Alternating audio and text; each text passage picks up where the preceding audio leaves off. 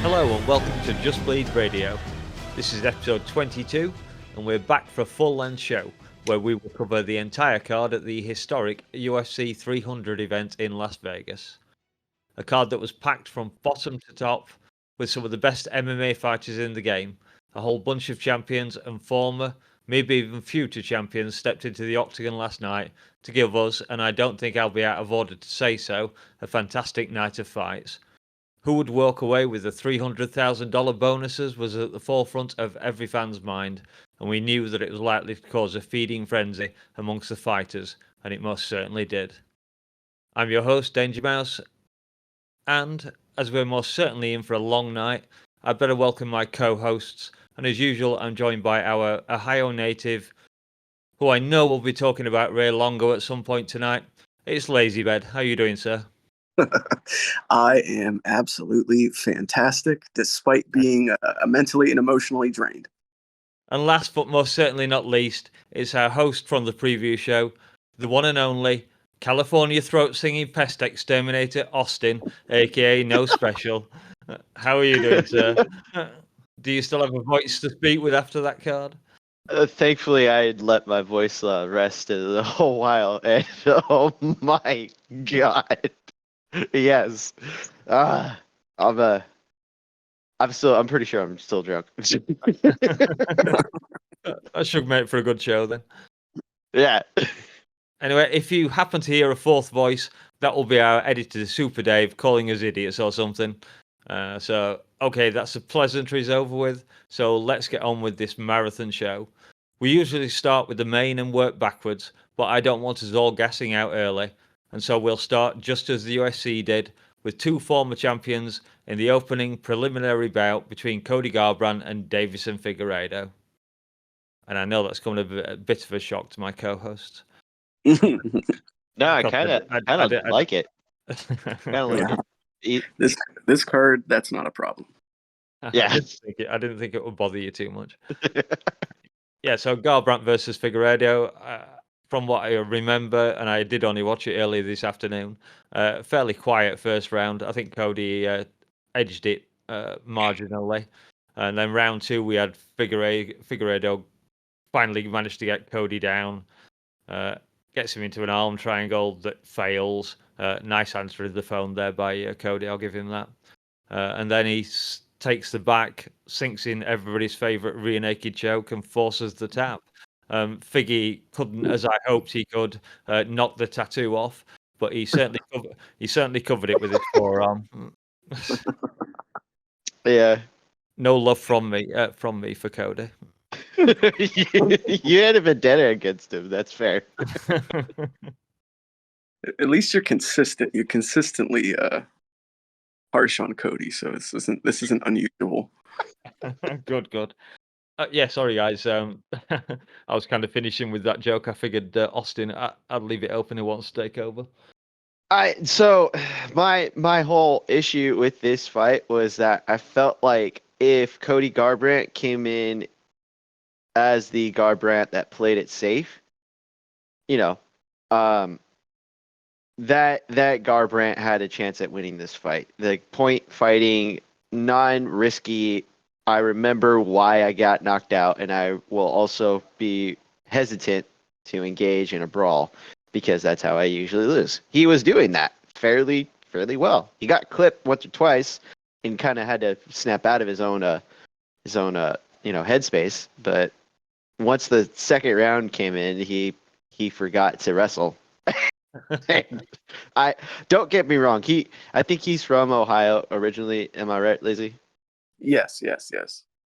And he is a natural athlete, but he's also one of those guys that's like he's hard-headed. If he's gonna be standing and banging, he's not gonna really try to remember what else he's doing. If he's gonna be point finding from the outside, he's gonna stick to it because he knows that's what's safe. If he's wrestling, he hasn't really shown a whole lot of wrestling prowess inside the UFC. I think that's because he's just been trying to figure out his kickboxing game, and his stand-up is what's been the thing that's gotten him to the dance more often than not. And in this case, it's the thing that failed him. For some reason, he just forgot how to grapple, comparatively. The hand in the arm, the answering the phone that block the choke, the head and arm choke. Honestly, I figured that he was safe. It looked fairly tight at moments, but like Davidson looked bigger than him and was just able to dominate. I was just more impressed that like Cody kept to the game plan and then forgot how to wrestle. That kind of deflated the balloon for a minute. So it's just like I was like, oh, okay, all right, Cody's actually doing the thing. Oh shit, okay, that's what it is. I mean, not much more to add for me on this one except more. All right, Davison can do the thing. I hope he can continue to do the thing. Yeah, I guess my take on this one was, at least Cody didn't get chinned. I think everyone coming into this was expecting the typical, Cody gets mad, Cody gets in a slugfest, Cody gets knocked out. That didn't happen, but he did get choked out. But, I don't think that either guy really looked phenomenal in this fight. I guess you give more credit to Davison for still making his transition from flyweight up to bantamweight and taking on a former champion in Cody. Should probably point out, first time in UFC history, 2 champions opening a card for the first fight of the prelims. That's not a surprise. Yeah, but I don't know. I mean, Davison did look good, but it's Cody Garbrandt, and at this point in his career, it's not exactly like you're taking on a world beater or really doing much for your resume. So, good win, Davison, but you still need a nice step up in this division to really prove yourself, I feel. Agreed. So I guess who's next for Figueiredo? He just beat a former champion, right? And he just came off of beating Rob Font, right? Who was a top contender at one point in this division. No longer that, but he's still a competitive fight. Why not keep him outside of the top 15 or the 15 rank and keep him? I want to think there is a matchup that I'm hoping is the case. If I am guessing right, I believe this man is still not currently ranked, and I believe that man is Dominic Cruz. Dead wrong me right now if I am incorrect. I'm gonna double dead wrong you. Yeah. Dominic damn it. Cruz. Dominic Cruz is most certainly ranked. He's number 12, and Rob Font is fuck. ranked at number 9. How? So then, what did that make Davison then? Right? Why are we going backwards with Cody Garbrandt? He's number. Yeah, Davison's ranked at 8. Okay, so let me revise. Let me cut you off here. Then. Let me go back, because now that I have a different impression of this, I was thinking he was still unranked for some reason. Oh, number 8. I don't know if these are updated today, but it's what I'm reading now. Yeah, well, there shouldn't be too much of a change, because according to that is the official UFC rankings. So if he beats somebody, he's not going to change too much. Song Yudong coming off a loss, Cejudo coming off a loss, Chito Vera coming off a loss. Peter Yan, match him up with Peter Yan. You don't think that's too soon? It might be, but like I was just saying, he needs a test. You can't go from being a perennial title champion, championship fighter or title contender in one division and then move up and slow play yourself. So it's not like he came into this division quietly. He came in and he took out, like we were just saying, Rob Font. Yeah, Rob Font, and then last night taking on Cody. I don't know. Give him fucking Piotr Yan. That's my take. I've got another suggestion for you while I'm looking at the rankings. We could have another double champ battle, Henry Cejudo. Henry might take that fight. Yeah, I could see that one happening too. I think he was his coach for a second, wasn't he? Yeah. Haven't they fallen out? I don't remember, honestly. No, I think that was his old manager. Valid. Oh, okay. Thought you're talking that about was the only falling out. That's the only one I remember. I've opened a whole world of trouble here, haven't I? Yeah, Well, Matt I did it. I did it to myself first. I didn't know where either of these men were ranked prior because I was confused by the Cody not being ranked, and then they're fighting on this card. That was more confusing to me, so that threw me off. Yeah, that is a bit bizarre to come into the division beating a ranked guy, and then you take a step backwards and take on somebody like Cody who's unranked. That's kind of weird. Yeah, that's what I figured. It's like, all right, they went outside of the rankings for him. That's what I was going to look at. Possibly a name like Dominic Cruz being, he's currently number 12, like he had said, Danger was saying. So I think taking out bigger names right now makes more sense for Figueiredo. Well, So that's another double champion battle. So Yeah, yeah, two former actually, champions. Yep. any one of the three that we named would be. Yeah, that's fair because every one of them has held a belt at one point, right? Yeah. So he's got options, more or less, is what we're saying. yeah, especially you can't really go backwards. Yeah, Lazy was right about that. He's like, yeah, no, can't. It's too late now. He's at the deep end of the pool. Yeah, you're already fucking there, bud. Start swimming. pretty decent performance then from Figueiredo. Mm-hmm. I think we can all say, and we should jump on to the next one because otherwise we'll be here all night. And it's Jim Miller, or Jim fucking Miller, which Bruce Buffer did not say, versus Bobby. Yeah, versus Bobby Green, King Bobby Green. Miller enters to Bad Moon Rising, which is quality entry. I think it's one of the fewer entrances I managed to watch because I had to spin through everything today. So yeah, solid 9 out of 10 for the entry music. I like him. As I said, Buffer did not give us the Jim fucking Miller that we all wanted, and he didn't mention. In fact, no, I'll not go there. So, so yeah, it was very quick summary from me. I've Miller was connecting pretty well early on, almost got a takedown, and then we just had Bobby Green as ever trash talk straight away to Jim Miller. But it did lead to Miller connecting with a very nice left at the end of the first round. So I had the first round going to Miller, and I think the tweets that they were putting up on the screen were backing me up. I think Bronstetter backed me up. Round 2, everything started to change. Suddenly, Miller was wearing damage. He did manage to land a few solid leg kicks, but Green was just landing punch after punch, very consistent, clearly showing how much faster he was than Jim Miller. So, and he messed Jim Miller's eye up quite badly. I think he was telling his corner in the as they were talking to them. So I had that obviously 19 all at that point, 1 round each, deciding round.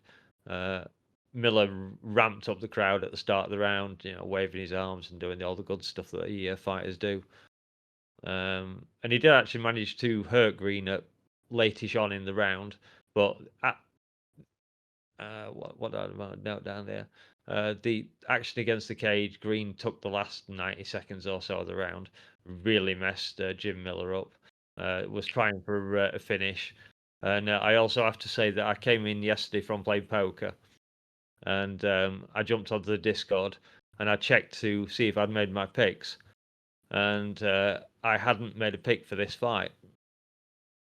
But this was at 1 a.m. in the morning my time, so it was well after the card had started. And but I genuinely hadn't looked at any results, and I proved my honesty because I jumped on, I made my pick, I dropped Podium Baby a direct message, and told him I'd made a pick for the Miller fight, and I was hoping he'd accept it because I didn't know the results, and I was proved very honest because I picked Jim Miller to win. So that's the one thing I can take from it. At least I'm obviously not a cheater, or I would have looked and picked up Bobby Green winning. So yeah, great win for Bobby. Couldn't quite get the finish, but a very entertaining fight. Bit bad for Jim Miller, and yeah, I don't really have anything more to say until one of you guys says something. So take it away, one of you. I'll go ahead and jump in here. This was a fucking walloping. I mean, uh, outside of that first round, like you were saying, DM, where there was the possibility that you could have seen it go Jim's way. I didn't know scores, to be honest, so I genuinely don't know what. Yeah, I haven't looked at the cards myself. But outside of that first round, I think this was just a landslide victory for Bobby, and I didn't see it coming. I don't know if many people did. I mean, of course, we all know Bobby, quick, slick, stylish. You know, the hands down, classic vintage Bobby Green style. There's always that possibility that he can pull off a performance like he did last night, but that was some vintage grade A Bobby Green stuff there.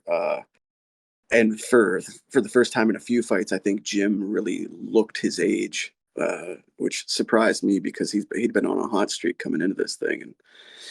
And I was riding high with Jim. A lot of people, I think the majority of people on Discord and stuff were all on Jim. But last night, man, A10, Jim fucking Miller could not get it done. Bobby King Green just fucking went in there and styled on him. And those two cuts, the cut above the eyelid and the cut below the eye, were just horrific, gruesome. When the fight was over and they were announcing the winner, and they did that close up on Jim's face, I was like, oh God, like he's there totally gassed, eyes closed, like mouth agape. Oh man. Felt bad for a legend like Jim, but hey, in his own right, Bobby's kind of a legend of the same ilk, a longtime veteran with tons of fights under his belts. Maybe not the prettiest record, but Some good ones. yeah. So good win for Bobby. I think a win that still does carry some value because, like I said, Jim was on a bit of a hot streak. So yeah. Yeah, just going back to the scorecards, because I've just checked. 30-27, 30-25, 29-26. 30-25. Yeah. Ooh. Yeah, I gotta think that's like a 10-8 round in the third, right? Yeah. No, it's going to be 2, isn't it? Oh no, yeah, you're right. Yeah, second and the third, they must have 10-8'd him. Yeah. Jesus. I'm kind of speechless. No, yeah, that's not ideal. Did you have anything else that wanted to add to that, Lazy? Not particularly. Just for Jim, like kind of a setback on his road to 50 fights, which I know he's trying to reach that 50 fight mark. That's his next milestone. He said he won't make 400, but the UFC 400, but he hopes to make 50 fights. So a bit of a setback on the road to that. But a nice bounce back for Bobby after getting, virtually murdered in his last fight against Turner. Yeah. That's a clip to put in. Yeah, there's a couple of those. Particularly horrendously bad, that one. Fucking Jim Miller is a goddamn legend and a fucking like a fun ass fighter. Like every time you tune in to watch him, he is that guy that is going to bring enjoyment to whoever's watching it. And realistically, he had momentum coming into after the first. He had hurt. I think he even dropped him in the second. Miller dropped a Green, but there was a point where he couldn't just keep closing the distance regularly, and he was getting popped every time on the way in, and that speed disadvantage came into play very quickly. And there was even a point where I'm thinking to myself, why are you not going for a goddamn takedown? Like even a simple trip would look like at least turn the tide a little bit, get him thinking about having to keep his hands down to defend a takedown instead of just throwing from his waist towards your face. What are we doing here? And then Jim, I don't think understood that he could have at least taken the game away from him, because he even tried to clinch with him and just was like, all right, I heard him, I don't know what to do now. And he almost forgot that he has a fucking a better submission game than Bobby Green. It was just more, God damn it, he's sticking to the stupid fucking game plan, isn't he? Yep. Yeah, he is. He's not changing it. God damn it, he's not changing it. God damn it, he's still doing the same fucking thing. Like that was me watching this fight, and even the kids and the wife were watching it, and we were like, why is he not doing anything? Oh my God, his eye.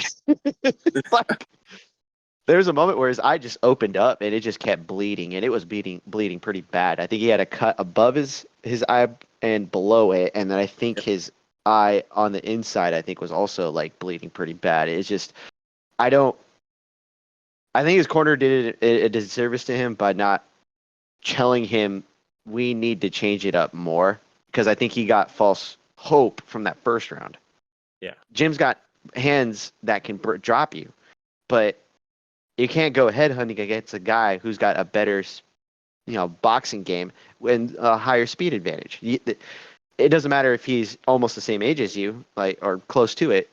This man is not a guy you want to do that against, and it proved to be the detriment. He's not a 6'3" lightweight who was also on this card who knocked him out previously.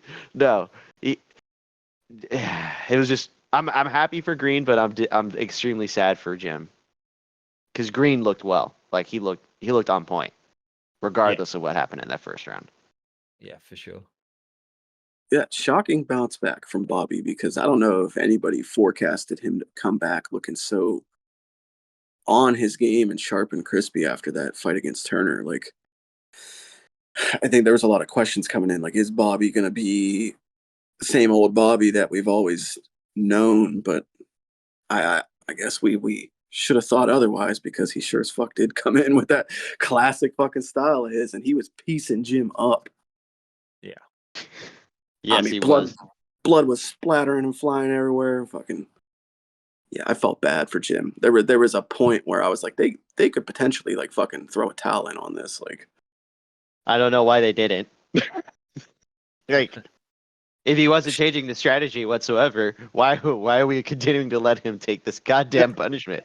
It wasn't even a fight of the night. It was just like, what are we doing here, my guy? yeah, that's what I was gonna. Are they possibly shooting for that 300,000? But it has to be competitive for that, and that Yeah. those 2/3 of that fight were not competitive. No, not even a little. Okay, well, I've led in the last two. Who wants to start us off on Andrade versus Marina Rodriguez? I'll lead it. Question: did you guys have an issue with the scoring? Because I did. I don't get me wrong. I think there is an argument, a credible and logical argument for the damage Andrade was doing, but I felt the credit should have gotten, or I think that you could have argued for Marina Rodriguez actually taking the decision, because she actually did a majority of the work and was landing cleanly. The damage that Andrade was landing was not a lot, but when it did it, she made it matter. And that first round was primarily not, I wouldn't have called it a wash, but I would have scored it for Rodriguez. And then she is winning the second, literally is, handling Andrade, throughout the round, and then just gets clipped, and oh shit, it's almost happening. Oh God, no. She needs to circle. Why is she not defending? Why is she still getting hit in the face? Like, she had moments where she could have kneed her, and she ended up kneeing her, but like Andrade was doing that thing where I'm just gonna headhunt. I don't even need to hit you in the body. I'm gonna counter you because I'm a little take of a woman. And she almost did the same thing in the third, and God damn it if it didn't pay off. I don't hate the decision. I just felt like there was more that was done from one fighter, and she seemed to be okay with the decision, honestly. So it's, I guess, I shouldn't be too, disappointed in it, but I just felt like we are rewarding the wrong thing. But then again, damage is what gets scored nowadays, right? Yeah. Yeah, if I'm not mistaken, wasn't there a couple of knockdowns for Andrade, or like borderline Yeah. knockdowns? Yeah, she had wobbled her like 2 or 3 times. Yeah, that maybe that's what swayed him, but I'm sort of the same mindset as you, Austin. Like I was on the Rodriguez side. Like I felt like she just had the better overall performance and better results from the fight. But if you're going for big impactful moments, I can see how you would side with Andrade. But I as much as I love Jessica Andrade in some fights, it's just there's just something about her that irks me. Like, stop running at fucking people with your chin up in the air, swinging like a wild woman. Like, we all know you've got power, but if she was a little bit more calculated and a little bit more collected, she would have had a lot more success in her career. But hey, one of the probably the fight on the card that I thought was the most out of place amongst the rest of the fights, but it turned out being pretty good. So, I think both of them were going for that fucking bonus, much like everybody else was on this card. And yeah, I probably, if I was a judge, I would have given it to Rodriguez, but I'm not too mad at it. Not exactly a robbery in any way. Yeah, agreed. Yeah, it was competitive. It honestly, you could have arguably scored it either way, but I thought Well, I had, like you said, it was. It felt one person had won it. yeah. So I had didn't take a lot of notes from this. I noted that Rodriguez did slip. She threw a kick, and that's when the takedown happened, as far as I noticed. Andrade got top position from there and held it for most of the round, as I recall. I actually scored it fairly. I've even noted it was a simple 10-9 for Andrade. So we can fight about that one, I guess. Round two, I had Rodriguez looking very slick. Her accuracy wasn't exactly on point. I think she was only hitting about 20% of her strikes. But she looked busier than Andrade. Andrade did land something very solid near the end of the thing. I was wondering if that might be enough to steal the round, but I guess it probably wasn't. Oh, sorry, it probably was for at least a couple of the judges. And then the third round, I had Rodriguez. I think it was a slip again as she tried to throw a kick. Uh, it might have been a takedown, but I could have accepted it either excuse. And I think that was around Andrade landed a really nasty calf kick that buckled Rodriguez. But the last note I made on the fight was I'm really not sure how to score this apart from round one, which I was fairly convinced Andrade had that. So yeah, it could have gone either way for me. Yeah, exactly. It was a competitive fight, so yeah.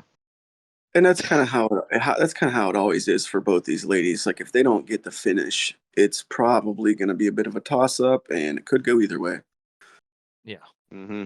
I mean, as if you're a gambling man, if you're a bettor, that's the kind of fighters that you probably want to stay away from because Yeah, yeah, coin flips not exactly the safest, the surest thing. No. well, certainly not. So do you haven't led us in on one? Do you want to bring us in on Turner versus Moicano? Lazy? Yeah, sure, I could absolutely do that. Moicano loves the Constitution. Fucking Christ. Was he mixed up? I didn't catch his speech, to be honest. So was he mixing up first and second, or did he mean first? Because I believe that's what he said. Yeah, he said the first. I'm sure he probably loves the first and the second. To be honest with you, Yeah. he's probably a big fan Yeah. of both. This fight, I think that the story of this fight is pretty evident. It's Jalen Turner. What the fuck are you doing, bro? You had this in the bag. You had this thing like wrapped up, all sewed up. This is your victory, and you try to be Mark Hunt of the lightweight division and do a walk-off KO, and it fucking fails you miserably. And then it backfires on you because Moicano is a dog, if nothing else. If you don't like anything else about the guy's style, he's got heart, he's got determination, and some fucking pretty killer jujitsu. Uh, so, you know, like he said, he can't afford to lose right now. He's got plans. He's got big plans. Moicano can't afford to lose. He's got a podcast coming. Joe Rogan's going to be the first guest. We all heard the fucking shenanigans afterwards. No, Uh, Jesus Christ. yeah, I mean, not the greatest showing from Moicano in that first round, um, but he's kind of that sort of guy. Like it takes him a little bit to get going, and he's probably going to have some scary moments in the fight, but he tends to find a way to pull the victory out. Turner, like I'm so upset with him because not only of that moment in the fight, but you're a guy that has so much potential and you've got so much ability and everyone's so high on you and you come out there and you have these lackluster performances or these stupid moments that make us question your IQ. I don't know, just I like him a lot as a fighter. I love his build and his frame for the division and still got high hopes for the guy, but man, like talk about a fucking letdown if you're a Turner fan. Mm-hmm. That's my take. That is literally how I felt watching this fucking fight, Lazy. Like, God damn it. Yeah. What happened? But okay, so two things. One, I had said that Moicano, he's not the greatest lightweight, but he is a guy that you cannot give him any sort of openings or momentum because he can take advantage of it. The difference being here is that I assumed that Jalen Turner's wrestling defense would continue to evolve after the short notice fill-in that he had against Garbrandt, right? Okay, we saw what happened. Obviously, Turner was better on the feet. Garbrandt was better on the ground. Who ended up winning out? Garbrandt. I would assume that he had shored that up. It appeared that he had done a majority of that, work, and it showed. He had stuffed a couple of his takedowns. His clinch work was very good. And then there's a point of contention where he's hesitant at landing everything. He's hesitant at just throwing willy-nilly. He's very particular about how he engages. He's got the frame, so he can afford to. There's a point where he simply forgets that Moicano can wrestle better and allows Moicano to push him up against the fence and then looks for these trips, looks for additional takedowns. That knockdown at the end of the first, for me, is a moment of lapse. And I think there's two things I can look at that, and that's, A, he no longer likes to hurt people. Mm-hmm. Like, he looked at the ref twice. He's done. He said it twice. I think he was done. Why didn't you call it, right? Yeah, He had did. said something. He said it when I was just gonna say he said it when he he looked at the ref and pointed when he knocked him down, and then once again when he stood up and he was wobbled, he pointed at like the ref again, like look, he's fucking done. So yeah, like twice he didn't want to engage. There was that fight that we had talked about previously with Green. Yep. Where there was was it just me or did he feel like he didn't like the idea of hurting people anymore? Yeah, that's a good point. Like maybe a little bit of like I don't want to do him like I did the last guy. We've seen it before, haven't we? Uriah Hall, I think. Uriah Yeah. Hall and Almost killed Roy that guy McDonald. in Tough. Yeah. Yeah, and man. Roy McDonald as well too. So I don't know if it's specifically that, but I think those two things, where his wrestling game, I think he underestimated Moicano, especially like at that point where in the second, he's not even really getting hurt. He's just looking away because he can't get up, like can't physically move around without getting, submitted. So he's willing to take a little bit of damage, but he's just not even fighting back. He's literally just accepting the position. And that's not to say that he quit. I think he just got stuck. And that's the thing where you were saying, Lazy. It's like, why are we here? You didn't need to be here. Yeah. Yeah. I feel like a disappointed dad. God damn it. I'm not mad. I'm just disappointed in you. Seriously. I'm sure Moicano's dad was watching with his new baby. Or with his Oh, pregnant missus, whichever one oh it my was. God, I forgot all about that. Jesus Christ. 62 years old. Something wrong with that one. I'm not gonna lie. Oh, dear.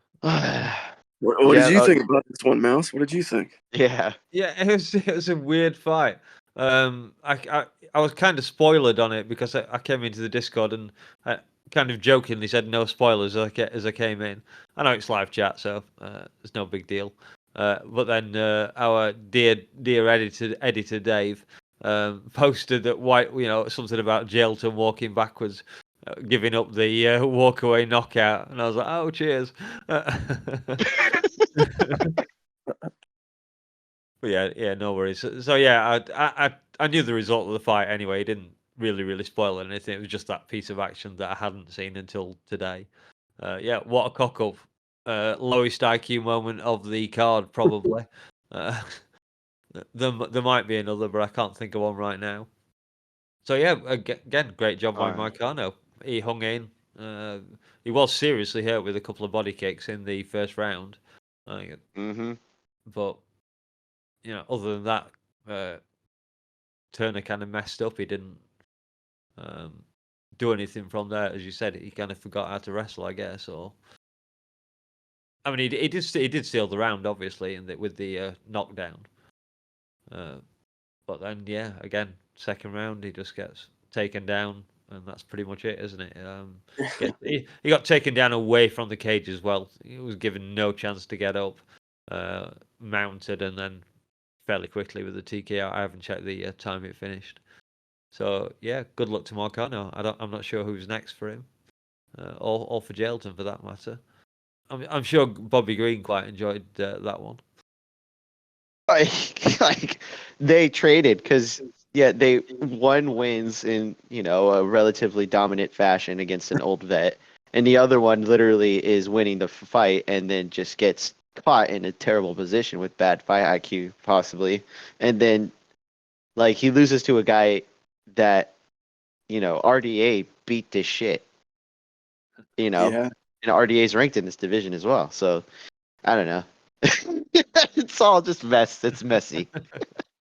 Yeah, I think that the last point that I would make on this one before we move on is, and it's sort of to touch on something that you said, Austin, like Turner just seems to have a willingness to stay on the ground on his back once he's put there.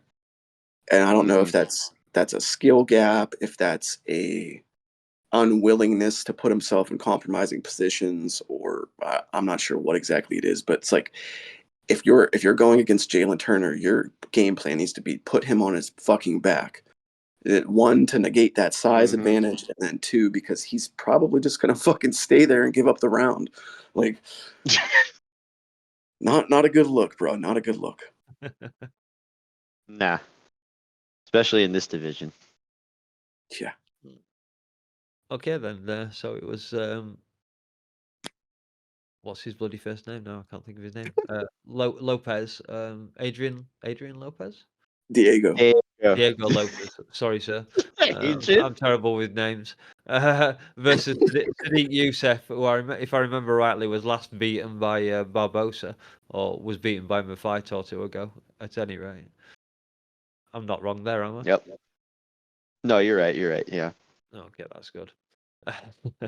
So yeah, I mean, this was the guy who, I was talking about the 300k bonuses, and Diego Lopes certainly came in looking for it, if not with his hairstyle, at least with the action that he put on. And I did pick Lopes for this fight. I had to for the memory of Lem. Not that she's died, that she doesn't do the show anymore. Jesus. So yeah, for the love of the haircut. I hope she got to see this one. So yeah, Yeah, she did. just a couple of solid uppercuts that were really the story of the fight. I mean, there were only less than 2 minutes of it. Yeah, 1.5 minutes of fighting. Landed one uppercut. I think they bounced back towards the cage, and then he landed another uppercut, and that really sat him down. and then it was just nasty ground and pound for the finish. And then he ran off to talk with Dana, who obviously had exchanged a few words with him. Then he got back up. Mark Zuckerberg is sat next to Dana, and Lopez doesn't give him the time of day. He just walks straight past him, slapped the hand of some other guy who was a couple of seats down, I think, and then walked into the cage. So he's obviously not a fan of the Zuck. No, probably not. The early contender for the 300k, certainly of the fights up to that point. But yeah, I'll let someone else have a laugh with that one if you want to. Did I lead the last one, or was that lazy? I can't remember, to be honest right now. It doesn't really matter. Yeah, I don't. I'll jump in here. Diego Lopez, man, that dude is fucking dynamite. He's lightning in a bottle.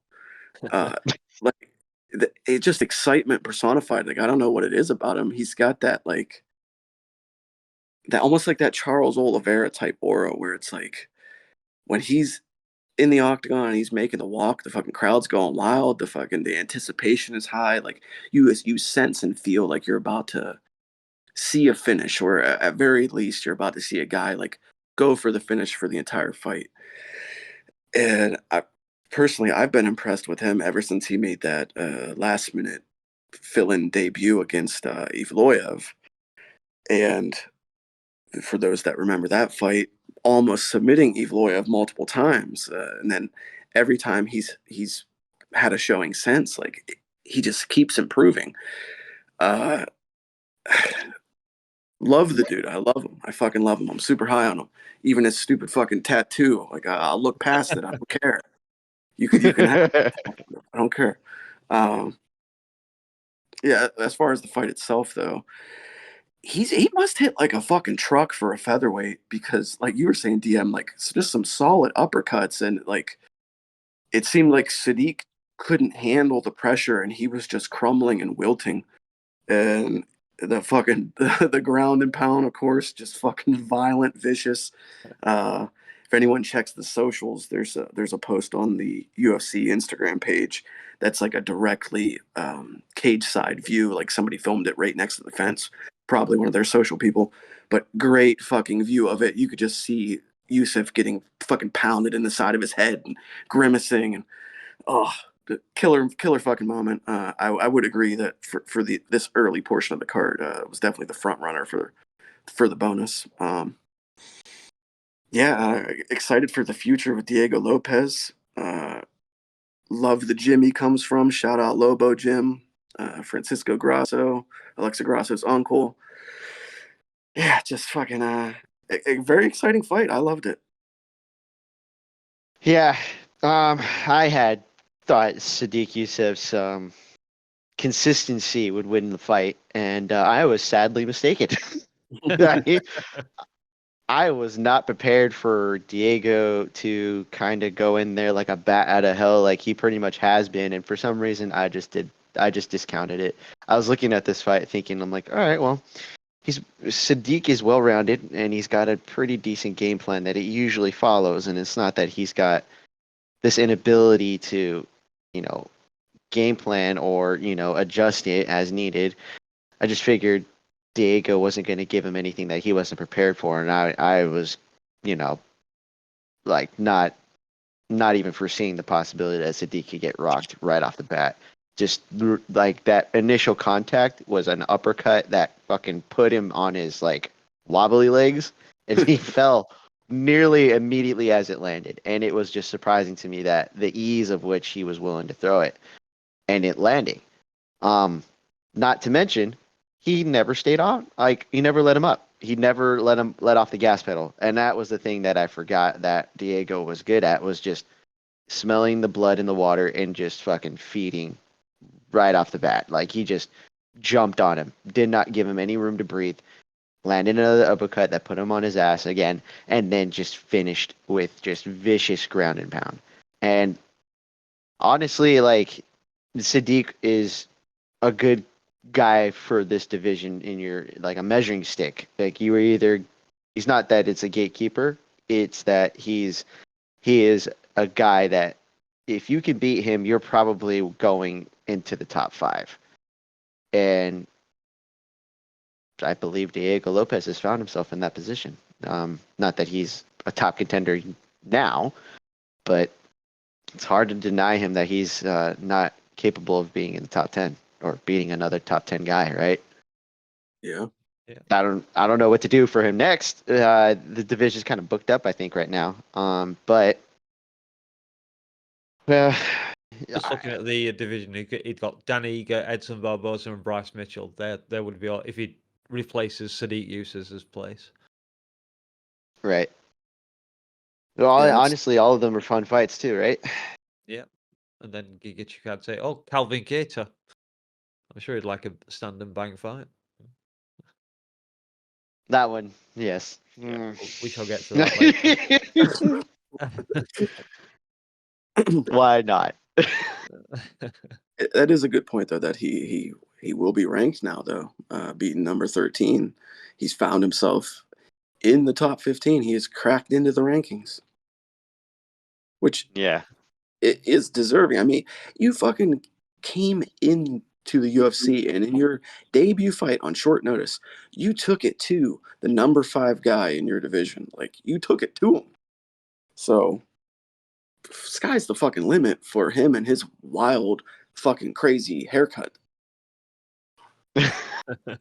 About 4 haircuts in one. Literally. Has to be the worst haircut in the UFC. I said it on Discord last night. At very least, it's a signature look. It's instantly recognizable. That is true. Mm-hmm. That's it. Yeah, that's it. Are we done with that then? God. I Hey, suppose did you have anything else? I did see one kind of Yeah. fun option. If you just replace Sadiq Youssef, you could have him let Alex Caceres fight him to kind of defend his spot, because it'd just be a fun fight, and it gives him some more experience without going further up the division. Yeah, I wouldn't mind that. Yeah, that'd be okay. Yeah, agreed. There you go. Yeah, it's a good. So on to Then the I next mean, one. leaves me with yeah. Huh? He's doing what now? Holy. What? Were we more? Is this more of Kayla showing up and proving how good she is, or is this more of a Holly Holm showing her age? Because I think that was the. Yeah. Go ahead. I didn't mean to cut you off there. I thought you were asking. No, you're an not. actual question. No. I was proposing the question, and I just kind of got disappointed in myself for not I had picked Kayla Harrison going into this. I had thought that Holly Holm was that person that can kind of not fraud check her, but all right, is Kayla that person at 135, or is Holly Holm your tried and true veteran that's pretty much been a staple in this division, a perennial contender, the one person that we all were like, all she has to do is get a win, and she's probably getting a title fight, God forbid. Unfortunately, but that head kick was 6 years ago, if I recall correctly. I think it was more than that. Yeah. Yes. Nearly 9 years ago. 9, wow. Yep. Yeah. I think Holly just never really tried to do a whole lot more than what she knew she was capable of. And to Kayla's credit, the weight cut was the hardest part of this fight. Holly's been able to adapt her game slightly for women's MMA. Clinching against the fence seems to be a thing that if you need to stall for time, that is the thing that you can do, and it'll still win you the fight. That was not the case here. She was able to kind of counter grapple a couple of times, which was impressive, but Kayla showing what a 2-time gold medalist in judo is capable of at women's 135. Mm-hmm. And realistically giving us a look at, okay, she's clearly not out of her prime. Is she at the end of it? who's to say? Like she's got time to show that she's still there. And realistically, there's not a woman that I'd pick against her. She didn't look out of it. Nope. And this is the thing. It's like who in this division now would you argue could actually put up a decent fight against her and be competitive enough to defeat her? I find it difficult to find one. Any of the guys at 125. Apart from that, you might be struggling. I mean, we'll see. You want to take this, Mouse, or you want me to go here? I'll jump in with it. I've only got a small amount on it. Austin's already said a lot of the things I was going to say. In the action, first start off, you get that nice little. Starts grappling a little bit. Yeah, a nice little hip throw from Kayla, and then Holm rolls over, reverses the position, gets on top, which Kayla did say at the end of the fight. You know, she'd done really well done that. She was giving her credit for her work there. But I have to say, I was giving IQ bonuses for negative IQ bonuses, and this is one from Holly Holm. As Austin said, you don't mess with a 2-time Olympian at judo in this kind of silly grappling battle, unless you're maybe elite Brazilian jiu-jitsu, which Holly Holm most certainly is not. And I guess it was fun kind of seeing Kayla having the chance to use elbows. Now she's outside of PFL, and she didn't miss a chance either. She landed quite a few decent ones. The one thing that made me laugh in the commentary, because I was noticing that Kayla's back was just absolutely jacked, and then Joe Rogan comes in saying it looked like Vitor Belfort's back. He's not wrong. No, she's absolutely jacked. And then the second round, you had that nice little head kick and straight into a double leg attempt. And then we had a jumping in. Well, I can't remember if she grabbed the gilly, she didn't jump into it. And then another lovely little throw caught up. I noticed that obviously they throw with the head quite a lot of the time in MMA. I'm used to doing it in a gi.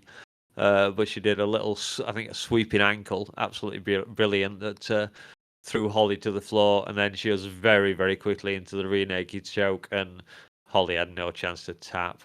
Then we had a hugging and praying Holly after the fight had finished, which, you know, I'm English. I'm English. I can do without that kind of stuff.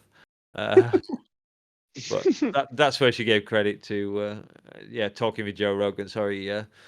Saying she was really pleased to meet him for the first time, and then claiming that she wants to be a champ by the end of the year, which we've just jokingly mentioned it. You know, who else? You know, who the hell wants to fight her? Quite frankly. Yeah. So yeah.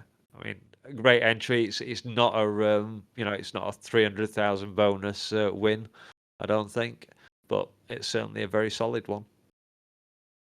Fuck yeah, it is. I mean, you come in there, people discounted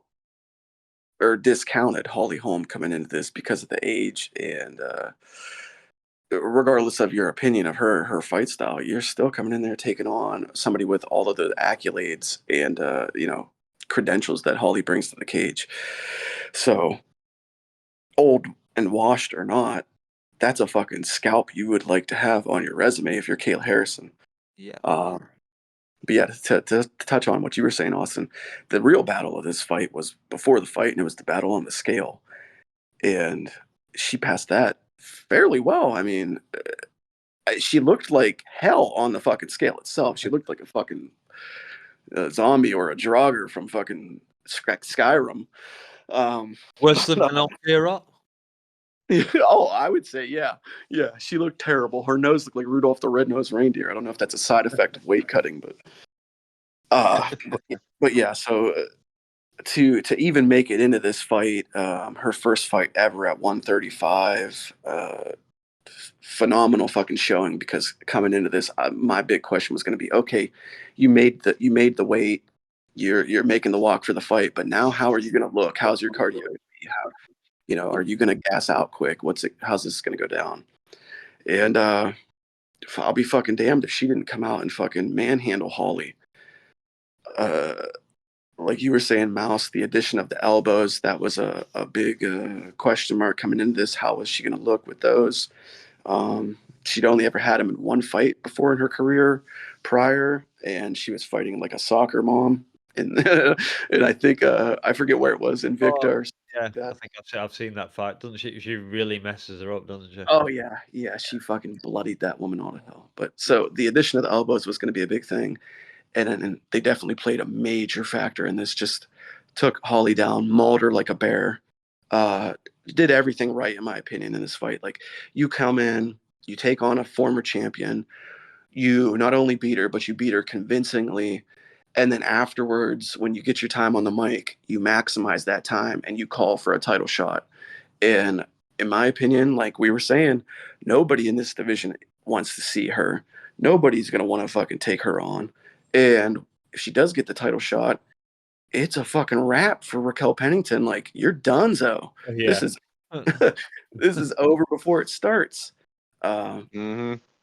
And then the last thing I'd like to touch on, and I'm sure most everyone's seen this, was the Amanda Nunes video afterwards. I did not. No. Okay, so Amanda posted to social media like immediately afterwards, her standing by her TV with the post-fight interview of Kayla, and Amanda standing there holding her belt, I believe, and basically like saying, why didn't you call me out? And she did. Kayla said this in the post-fight. She didn't call out Amanda because Amanda's supposed to be happily retired. I mean, that's what you're telling everybody. What the fuck are you doing standing around by your TV acting all cocky and arrogant? Like you're supposed to be retired. So if you want to get your ass fucking back in the pool and be my guest, but until then, Yeah. Kayla is the shark in this fucking tank. Mm-hmm. That is for sure. Yeah. And, Last thing I would say is Holly looked pissed. I don't know about you guys. She just looked pissed. yeah, I noticed that. Yeah. She better have been pissing herself. I think she's just been more angry that she lost 2 in a row now. And yes, granted, one of them was like a no contest because one person took a bunch of Adderall, but that's neither here nor there. So it's like it was her one redeeming quality that she was going to be like, all right, well, technically that one doesn't count as a loss, and all of a sudden now she's lost to a person that was not even in the UFC. Yeah. Oh, Interesting. one last thing on this, and it's something both you guys mentioned. This was a terrible matchup for Holly coming in because her game lately has been more grappling based and more clinching and relying on her size and strength because maybe she's slipping in the speed department at her age. She can't rely on her striking prowess the way she used to. Terrible fucking game plan going against a 2-time Olympic judoka, like, and it showed. Like, Oh yeah. stupid move, Holly. You know what's funny is that she probably could have just done the same thing that she did to Ronda the first time, and Right. maybe gotten a board decision. This might have been 10 years. This might have been 10 years later, but this is exactly how most people expected Ronda versus Holly to look. Yeah. Yeah. Fair, yeah. Exactly. I hadn't considered that. Yeah, that's quite funny. Oh my god. Okay, let's cool things down by talking about Calvin Kattar fighting Aljamain Sterling. Got to say this, Aljo did look seriously jacked when he came in for this fight. And then I know there's commentary about why was he fighting Calvin Kattar, and apparently this was the highest ranked opponent that he wanted, that the UFC was willing to offer him. But I guess obviously that loss to O'Malley is costing because he could have had a shot at the belt. Otherwise, we know that would have been happening. I'm guessing so. Anyway, I don't think Dana dislikes Aljo that much. Mm-hmm. I mean, there's I could go through the fight, but we know it's more or less the same thing. There's a bit of on the feet stuff. Then Aljo gets it to the ground. Maybe he gets some. Can't remember whether he got any great attempts at submissions in, but it was clearly dominating it. They did reveal that Calvin is a blue belt, and I presume Aljo is a black belt, and damn did the difference show between them. Not the most exciting fight of the night. Obviously, it was 30-27, clear decision. No one was going to argue about it. But as I said to, I think it was one-time guest on the show, Larry. I said, Aljo has two jobs. He has to make weight and he has to win, and he did exactly that on the night. I know our editor Dave did not like this fight. I'm guessing he picked Calvin, but yeah. I'll just let one of you take it away. Like I said, I don't have much to say on it. It was. Yeah, Lazy could take this one. I'm not in a rush on this one. I did notice that. Sorry, the one comment I did make a note of Aljo. At one point, I think third round, they kind of semi got back to the feet, and then Aljo picked him up, and I thought for a moment it was going to neck spike him, maybe in honor of Mark Coleman or something. Yeah, that was probably my favorite moment of the fight, and really the only highlight of the fight. Yeah. If you're a WWE fan, that's what's known as a power bomb. Okay. I'm not, as I've said before. Yeah, that was a beautiful power bomb there by Aljo. Probably the only highlight of the fight. Well, it certainly wasn't going to be from Calvin Kattar, because he only had 4 significant strikes by somewhere in the third round. So yeah, So disappointing. I don't know where they even found those significant strikes, because I sure as shit don't remember any. I did pick Kattar coming into this. I'll be forthright. Despite being a big time Ray Longo fan, and Aljo, of course, being a Longo guy, I just felt like, and it's stupid looking back on it now, and I feel like an idiot, but I felt like Kattar was going to be a little bit too big for Aljo. I thought he was going to be a little bit taller, a little bit larger than what Aljo was used to facing and the type of competition that he was used to. And I thought, if anything, he was going to have trouble finding Kattar and closing the distance and getting his hands on him. And that turned out to be completely fucking wrong. Aljo went in there and he did what Aljo always tends to do. He takes control of the fight. He takes control of you. He gets your back, and Anaconda human backpack. If I can jump on your back, it's a rat rabbit, or however the fuck that goes. But yeah, he did Aljo things. Like that's how Aljo wins fights. He's not gonna go in there and he's not gonna wow you and woo you, not very often at least. But he's gonna go in there and he's gonna fucking secure the victory. And it was up to Kattar to stop that and prevent that and find a way to win the fight himself. And he fucking could not do that in any way, shape, or form. Of course, you were saying Dangermouse, not the most exciting fight, probably the biggest snoozer fight on the card. I'm saying that with hesitation because I don't want Helios to put a hit out on me. But yeah, fucking a debut nonetheless for Aljo in the featherweight division. Takes out a known guy with a name. Where does he go from here? That's up for speculation. But yeah, a nice win on the night for a guy who really needed to bounce back after losing his belt and having all the fans riding his ass for these last couple of months. So happy for Aljo, happy for the Aljo fans. I had also picked Kattar. Oh dear. And I had also assumed that Aljo was gonna try to mix up things a little bit, try to be a little fancy, and put his best foot forward as far as action for this 300 card. And that was not the case. But it's okay. You know why? Is because the rest of the fights were still terrific. And I believe every card has a stinker. So Aljo and Kattar took that off everybody else's chest. So, or I should say shoulders. So that way they can kind of freely, be batshit crazy as they needed to be.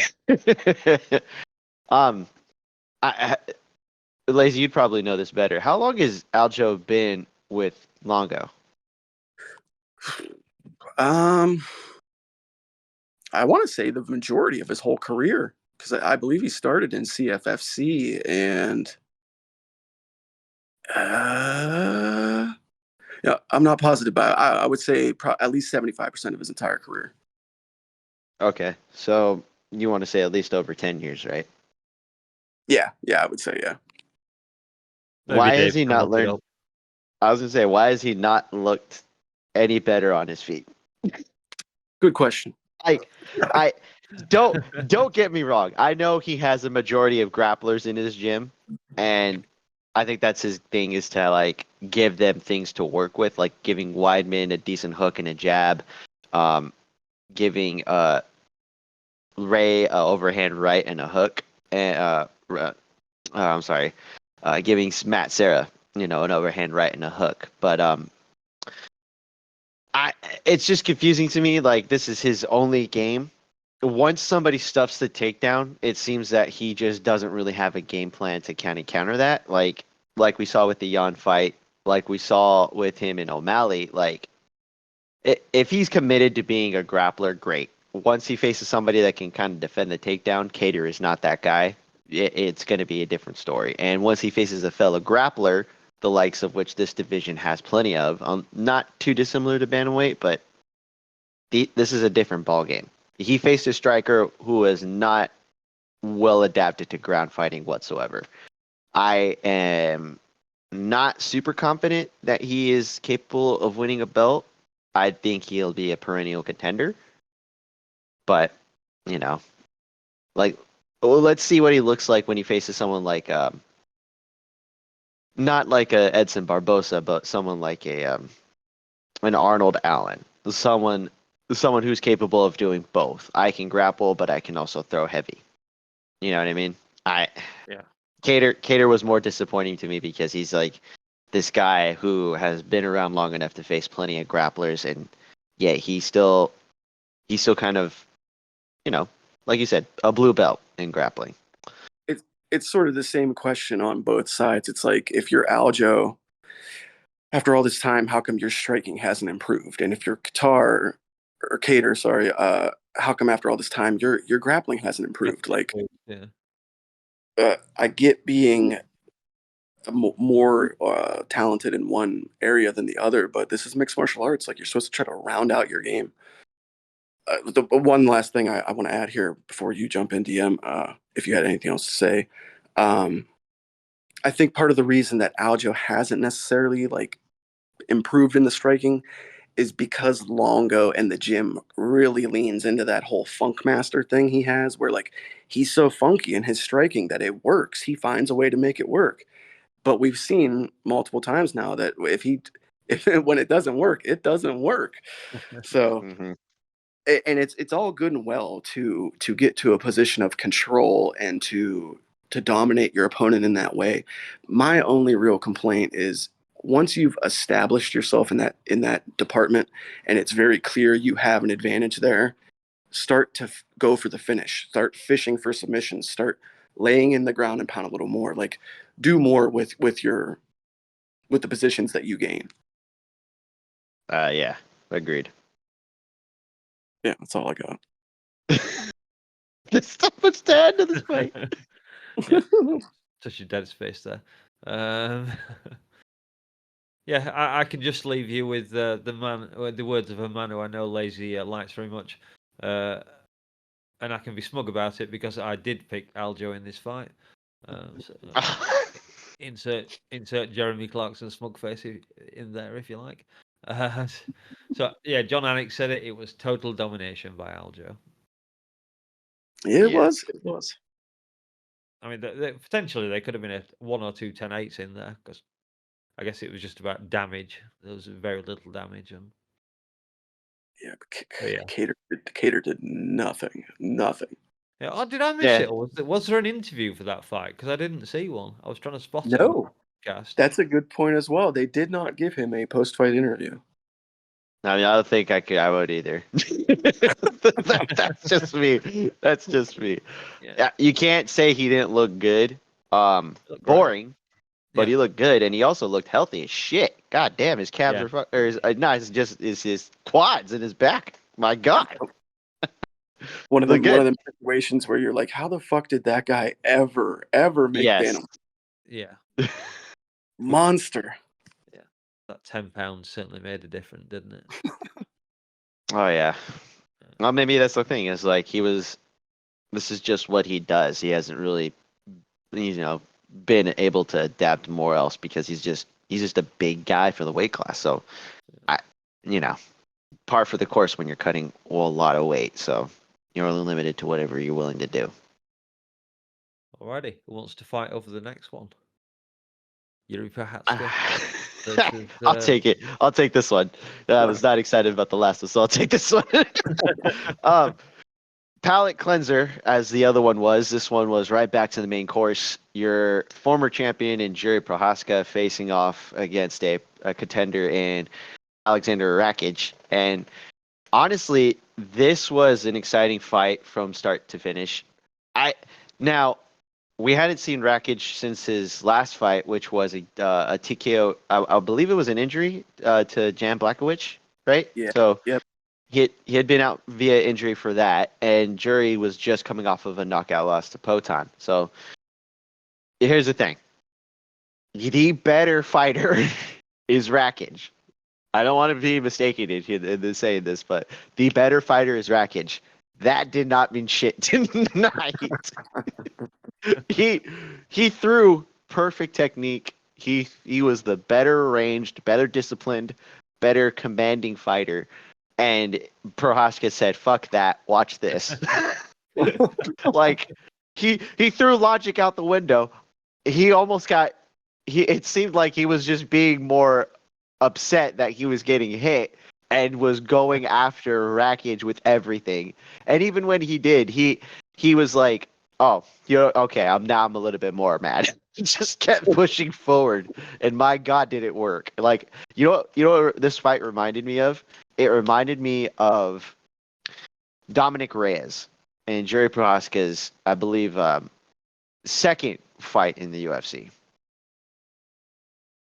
Reyes was doing everything correct. He was catching him. He was actually landing cleanly, and all of a sudden that didn't matter. Like Jury, being the athletic freak that he is, basically said, "Hold my beer," and just fucking bolted through Reyes and then just never let off the gas pedal. It's the same thing in this fight. Rakic was doing everything right, and it still didn't matter because, God forbid, this man with the antenna on his head decides to just flip the switch and continue marching forward regardless of what's happening. I love Like, that description. yeah, like literally, it didn't matter. Like, on any given night, I think Rakic wins that fight. I think tonight he wasn't going to be denied. Jury literally just took the control away from him, regardless of what was happening. And Rakic wasn't prepared for it. He was literally used to leading the dance, being the bigger man, being the better athlete, being the better fighter. And tonight, it just did not matter. Like, that's insane to me. I don't think he's ready for a title fight yet. Let's give him one more. He beat a great contender in Rakic, but Rakic had also been out for a minute. So let's give him another person. Doesn't matter who. This division is wide open. Throw somebody in there against him. We need this man to fight for the title again. And right now he looks great. Just throw somebody against him. That's all. That's all we need. Just throw a body. Just give him somebody. And I think that was a very good adjective you used, and undeniable. Like, he was. Anyone that's seen the video of him outside of the arena the night before knew that dude was locked in. Like, he was in the mindset. Like, I don't know if you guys saw that video, but he was outside of fucking T-Mobile the night before, like pacing around and staring at the building. That dude's different. Like, yeah, whether you're a fan or not, he's got a different mindset and a different method of going about things, and that shows in his fights. And it's that sort of like undeniable mindset that, like, fucking skills be damned, I'm coming forward and I'm gonna win this. Like, I'm gonna end you. And you were right. You're right, Austin. Like, Rakic should have won that fight. Like, he, in 9 out of 10 times, he should win that fight. He's the more technical guy. He's got the more well-rounded skill set, one would think. He's got giant fucking legs. The dude's legs are massive. Like Mhm. he has fucking like ham hocks for thighs. Like my god. But yeah, fucking Rakic. Like you're coming in there off of that fucking knee injury and that long layoff. You look so good. Like he had such great moments in that fight, but I don't know. Prochazka is just he's a different breed, and when he sets his mind with intent and fucking gets those wheels rolling, I think there's few guys in the division that are really going to be able to stop him. And it took somebody like Poatan to fucking put the arrow in a dude like that. And yeah, I don't think you necessarily rush him right back into another title shot. There's a lot of things to play out in this division still, but yeah, I'm at a bit of a loss for words because that was a fucking scrap right there. That was a battle. And I'll be damned if I ever call Yuri Prochazka a fake samurai. That So was the true. mistake. That's a mistake Rakic made there, and I won't make that same mistake. Apparently so. Mm-hmm. Yeah, Rakic just looked, as you both said, looked absolutely sensational. That was actually Joe Rogan's words I'm stealing again there. But he did. He was super focused, and then he got clipped by Yuri at the end of the round, and I did wonder if maybe that was enough for Yuri to steal the round at the time, but I guess it didn't matter anyway in the end. I did think I saw Yuri's knees buckle slightly in round two, but other than that, he just showed absolute disdain for everything that Rakic was throwing after him after the first couple had landed. Rakic was doing his best work at range. He was looking quite confident, but whenever they got close, whenever they got within sword range, yeah, that was it. Again, I'm still in Joe Rogan's words. Yuri was just wading into danger. Again, complete ignorant. I don't care what you're going to throw at me. I'm just going to walk through it. And that's right. Like, and every time they got closer, Yuri was landing the more solid blows, definitely doing more damage, which obviously showed up in the kind of latter stages of the second round because that's when Yuri got the finish. Was at one point was just chasing him around the cage. I noticed a couple of times on here he was throwing a step through straight, a step through two, a step two straight right, and the straight right on the whole was landing pretty well for him all night. And that was one of the ones that started the beginning of the end. That's the one that sent Rodriguez kind of spinning into the center of the cage, wondering where the hell he was. And then I said, Yuri chasing him around, and there was a knee to head up close to the cages. As Rakic was trying to recover a little bit. And then he span away from the cage, and that's when Yuri grabbed him around the waist, I think, and just tossed him onto the floor, dived on top of him, and proceeded to batter him to hell, pretty much. I felt sorry for Rakic when he did come off the cage after he'd been kneed in the head. I think it was just pure instinct. There was no thought going on in that head. He was concussed to hell at that point. And like I said, that was the beginning of the end because it didn't end up long after that. He was down on the ground, and it ended up down there with a weird arm jammed up his back as well. Oh yeah, Like some kind of schoolyard, bullies kind of thing on his back. Don't get me wrong, it worked. But yeah, I thought his post fight interview was kind of amusing. Desperate to get on the Joe Rogan podcast. And he deserves a place on there. Why not? I'm sure it'd be fun. And he said, he's not a samurai, but he just tries to live by certain morals from or discipline from that culture. So he might not be a samurai, but if you wanted warrior spirit, this was the fight where you got it. Just walking absolutely. through everything that was coming at him, and then getting the victory at the end. Did like his little thing at the end when they finished talking. Gave a little bow to Joe Rogan, which is I like to see that. But then again, I grew up in more traditional martial arts, so bowing into the room, bowing onto the mat, bowing off the mat, bowing every time your Mhm. sensei says something. That was kind of drilled into me. But I do like it. I do like it when I see fighters do it when they enter the cage as well. I know there's lots of different entries. So, you can stamp, you can roll in, you can crawl in like John Jones. But yeah, I kind of like to see that. But yeah, I mean, what can you say? That was just an amazing fight. That was the fight of the prelims for me. If you were just handing out 300,000 for the first fight on the prelims, that would get it Yeah, nice and that tight. that was the fight where like when that one was kicking off, it's when it like really hit me like holy shit, man, this card is fucking something. Because like if we're getting this as like the last fight of the prelims, like we haven't even got to the main card yet, and it was just like kind of the epiphany moment. Like, god damn, they really did fucking stack this card. They really did. Yeah. Mhm. God. So let's get on with the main card then.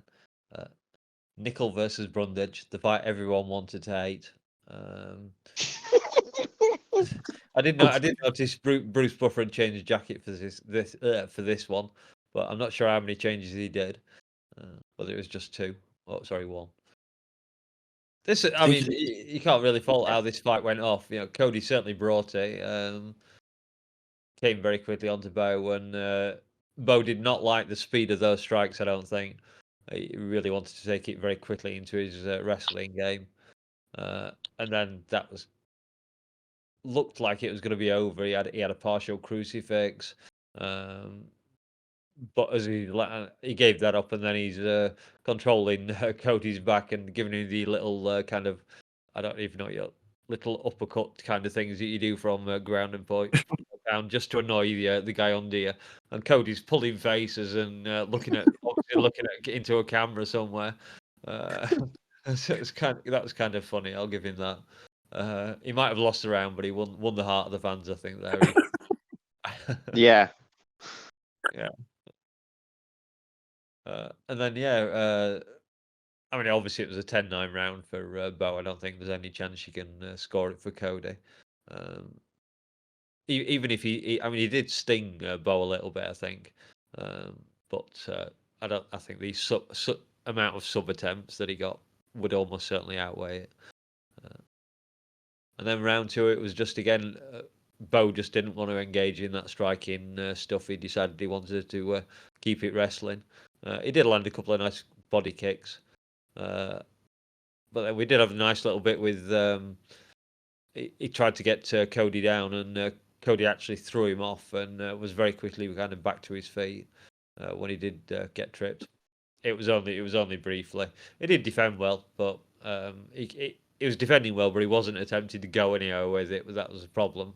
Wasn't trying to stand up and do anything. It was just I'll accept the position because at least I'm not being choked out or getting my face pounded in or whatever. And that just led to Bo getting the mount with I think it was about 3 minutes to go, and then Cody tries to escape that position, gives up his back, and that was that was kind of the end of thing. Bo very quickly wraps up the body triangle, and that was truly the beginning of the end. And then he gets the rear naked choke again, everybody's favorite technique. And I'm not even just joking. That is the most used submission technique in the UFC. Oh Uh, yeah. yeah. So yeah, really nice, effective chain wrestling from Bo Nickal. Cody did back him off at times, but if he blocked one, Bo was onto the next maneuver in that sequence, and Cody just wasn't the man to keep him standing for very long. So yeah, I know Bo Nickal was apologising for the fight afterwards, saying that he hadn't performed, which I guess the guy did take him into the second round, which is the first for Bo Nickal, but been little bit too humble perhaps there.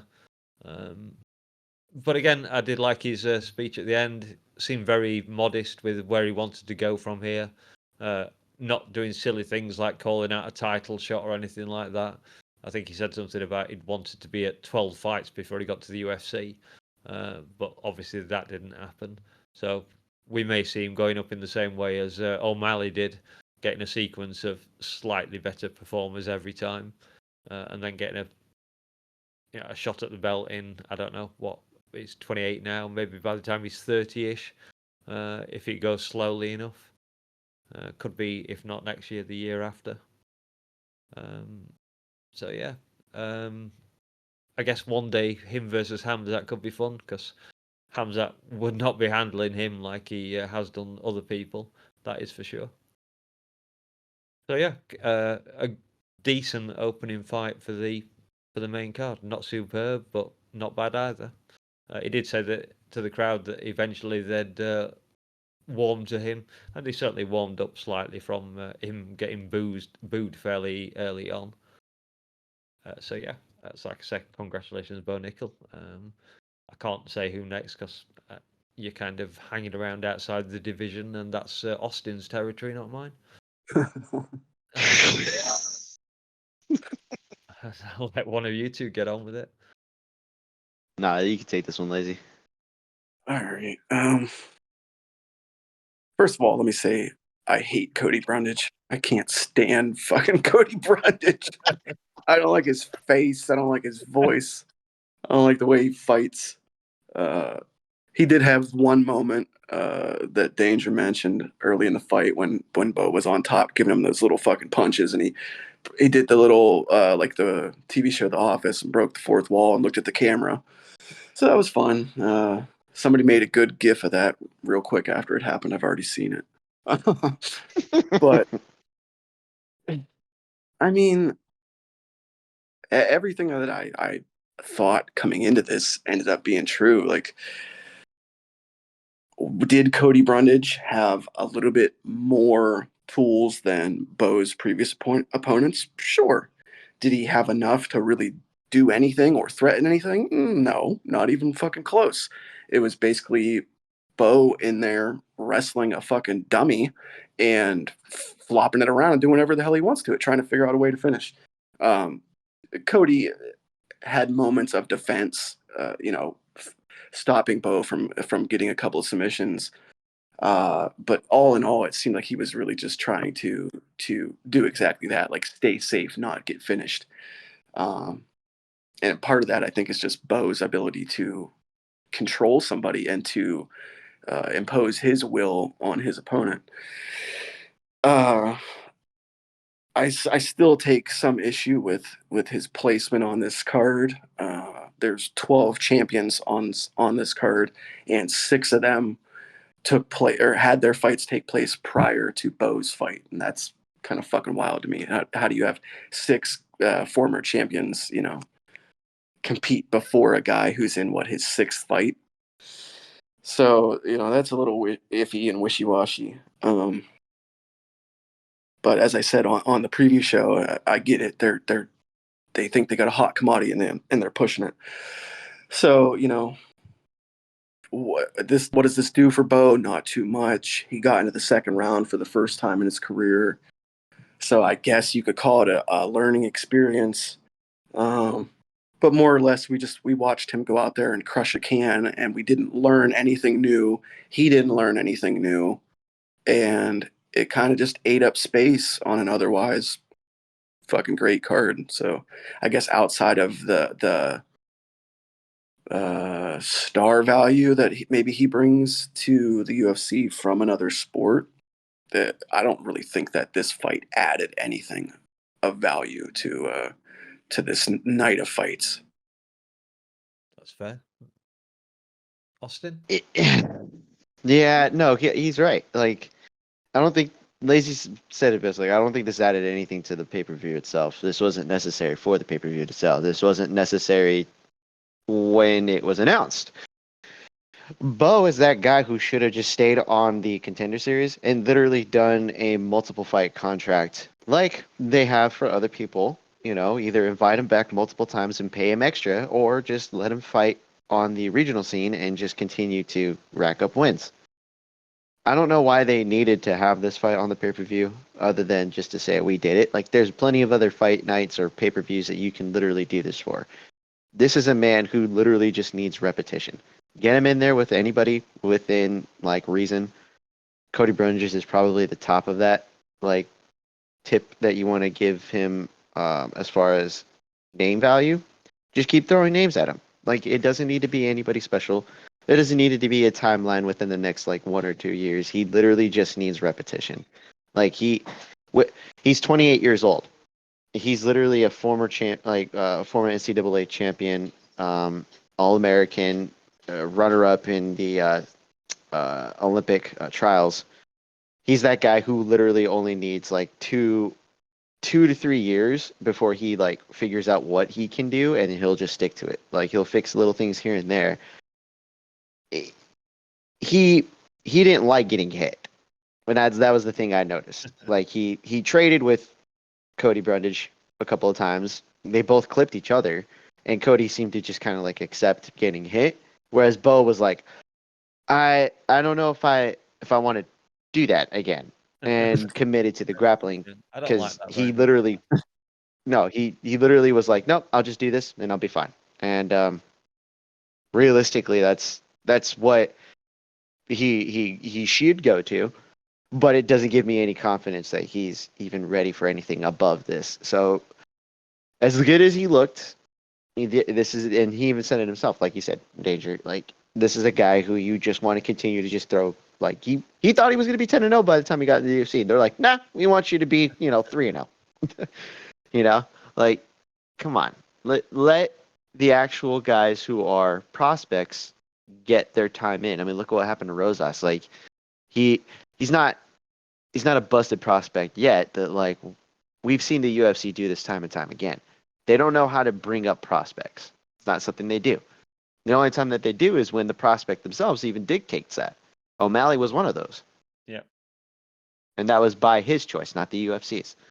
This is a thing that they should figure out and do on a regular basis. Like, you have guys who are special, like Bo is. There's no need to rush them. There's no need to put them front and center on a pay-per-view. He has time. He's not 35. No. I don't know. Maybe it's just me just being a perfectionist with how I would like to see the fights play out and the fighters do their career. But the UFC shows time and time again that that's not something that they're in business for. Yeah, bingo. I was gonna say, I agree with you that I think that that's the most logical path that if they wanted to do this correctly, that's the way they should do it. But we know how they are, and we know how they operate, and they're looking to fucking maximize that profit right now, immediately, as quick as they can on this guy. Absolutely.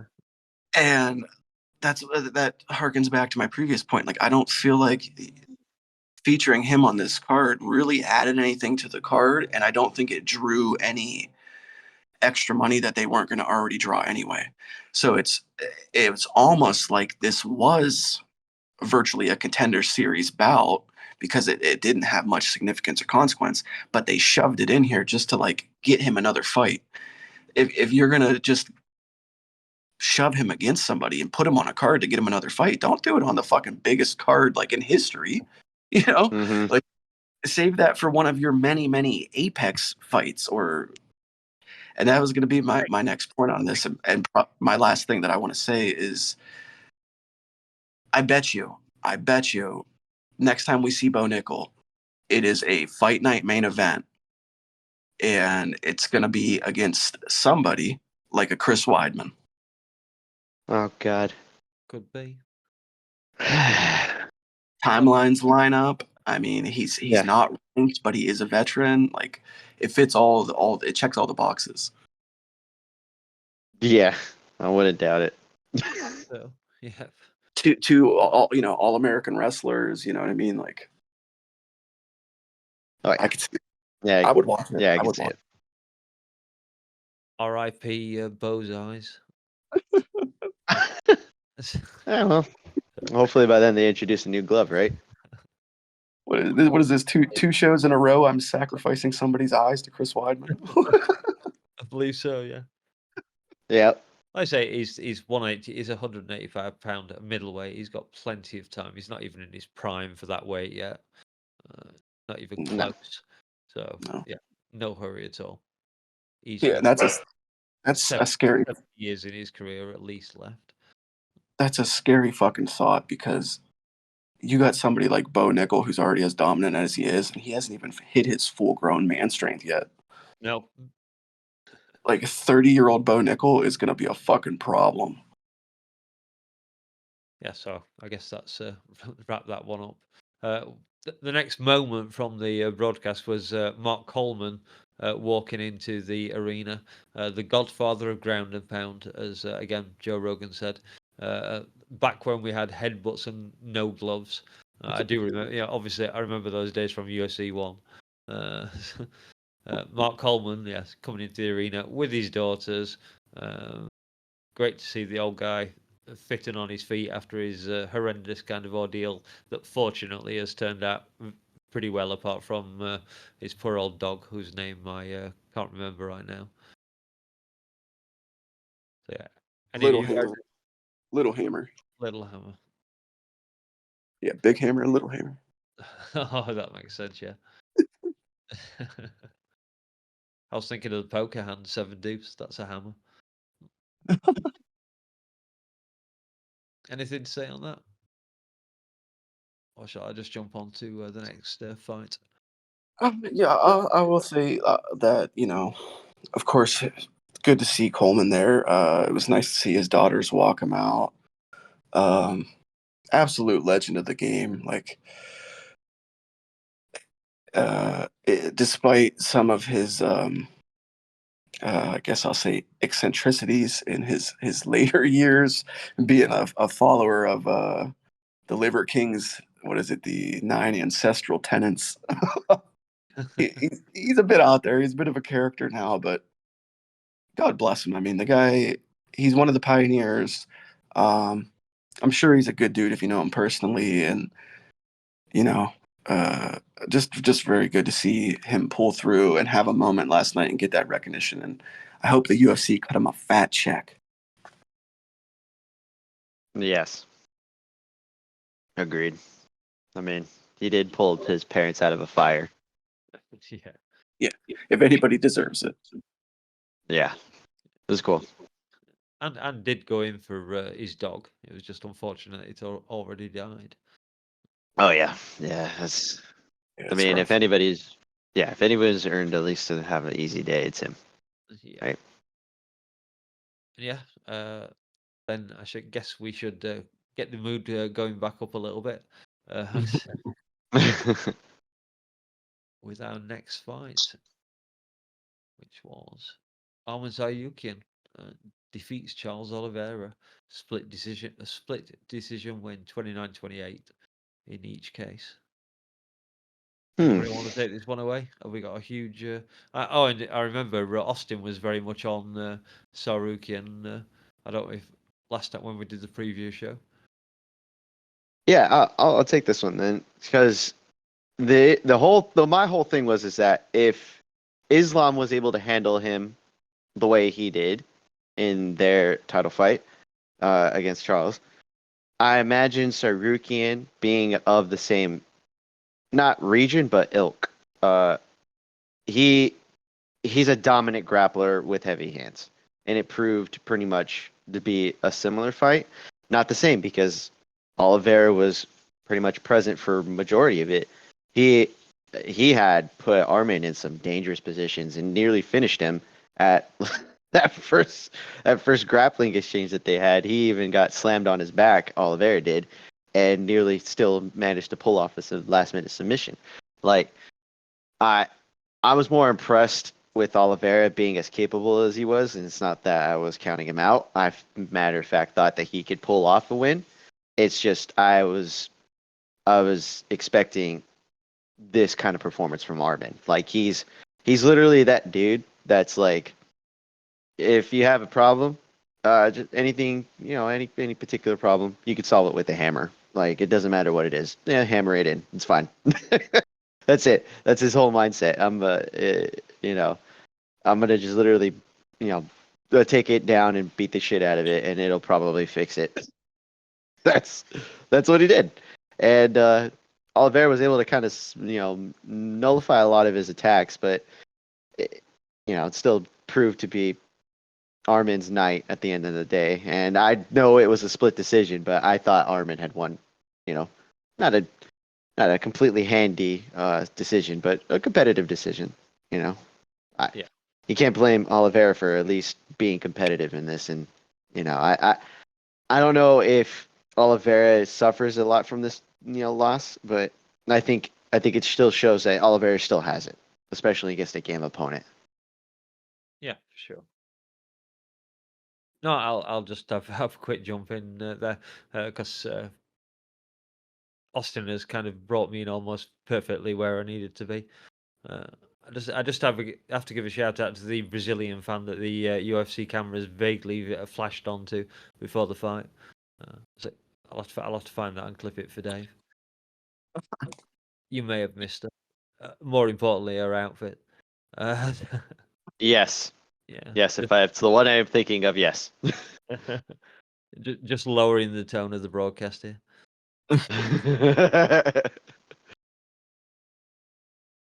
Yeah, it was. Oliveira did very well in the first round. I scored it for Oliveira. Aaron Bronstetter agreed with me on that scorage. He almost got the arm in Gilly. That was really, really tight. And then eventually gave up on it. Managed to get into back position for a little while. And then I think they must have ended up in Armour must have ended up somewhat in his guard or something because Charles Oliveira attempted to honour Mark Coleman by applying a headbutt to Arman, but fortunately Arman got his arm in the way, I think, and it blocked it. I think the ref noticed it as well and gave him a little warning. And then, of course, very, very shortly after that, he landed the downed head kick, which I'll say it might be a controversial opinion, but he can easily claim it was aimed at his shoulder. It was a push, something to push him away. Yeah. And that it happened to glance off his shoulder and hit him in the head. As far as the rules are concerned, that would count as an accidental foul because it's glanced off something else. Until they get mind reading software and they can work out exactly what you're thinking. Until Olives admits that he was trying to put his foot through Arman's face, that was an accidental foul. So, yeah, it didn't cost him a point or anything anyway. But then, yeah, it was kind of. I think both. I think it was the start of the second round that Arman landed through that absolutely crazy axe kick that I've seen as a stop, as a screenshot. Sorry, can't think of the word there.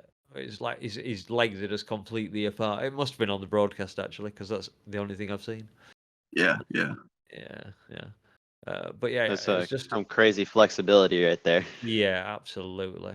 But yeah, after that, it was kind of mostly Arman on top, landing a few cutting elbows. He did mark Olives up in I think, the second round. Oliveira did get that late attempt at the sub in the third round, and I think he had a little bit of that in the second as well, maybe. Probably a fight that should have been 5 rounds. I think the commentary team mentioned it, and I would agree. I've had a funny note. It's a very technical fight, and it was kind of edge of your seat, but at the same time, it wasn't super entertaining, if that makes any sense. Yeah. Like it was very much like you sort of had the feeling like this could end at any time, but it wasn't exactly like it's gonna blow my mind when it ends. You know what I mean? Like it didn't feel like it was gonna be like a jaw dropper moment, but you still felt like this could go either way. Yep.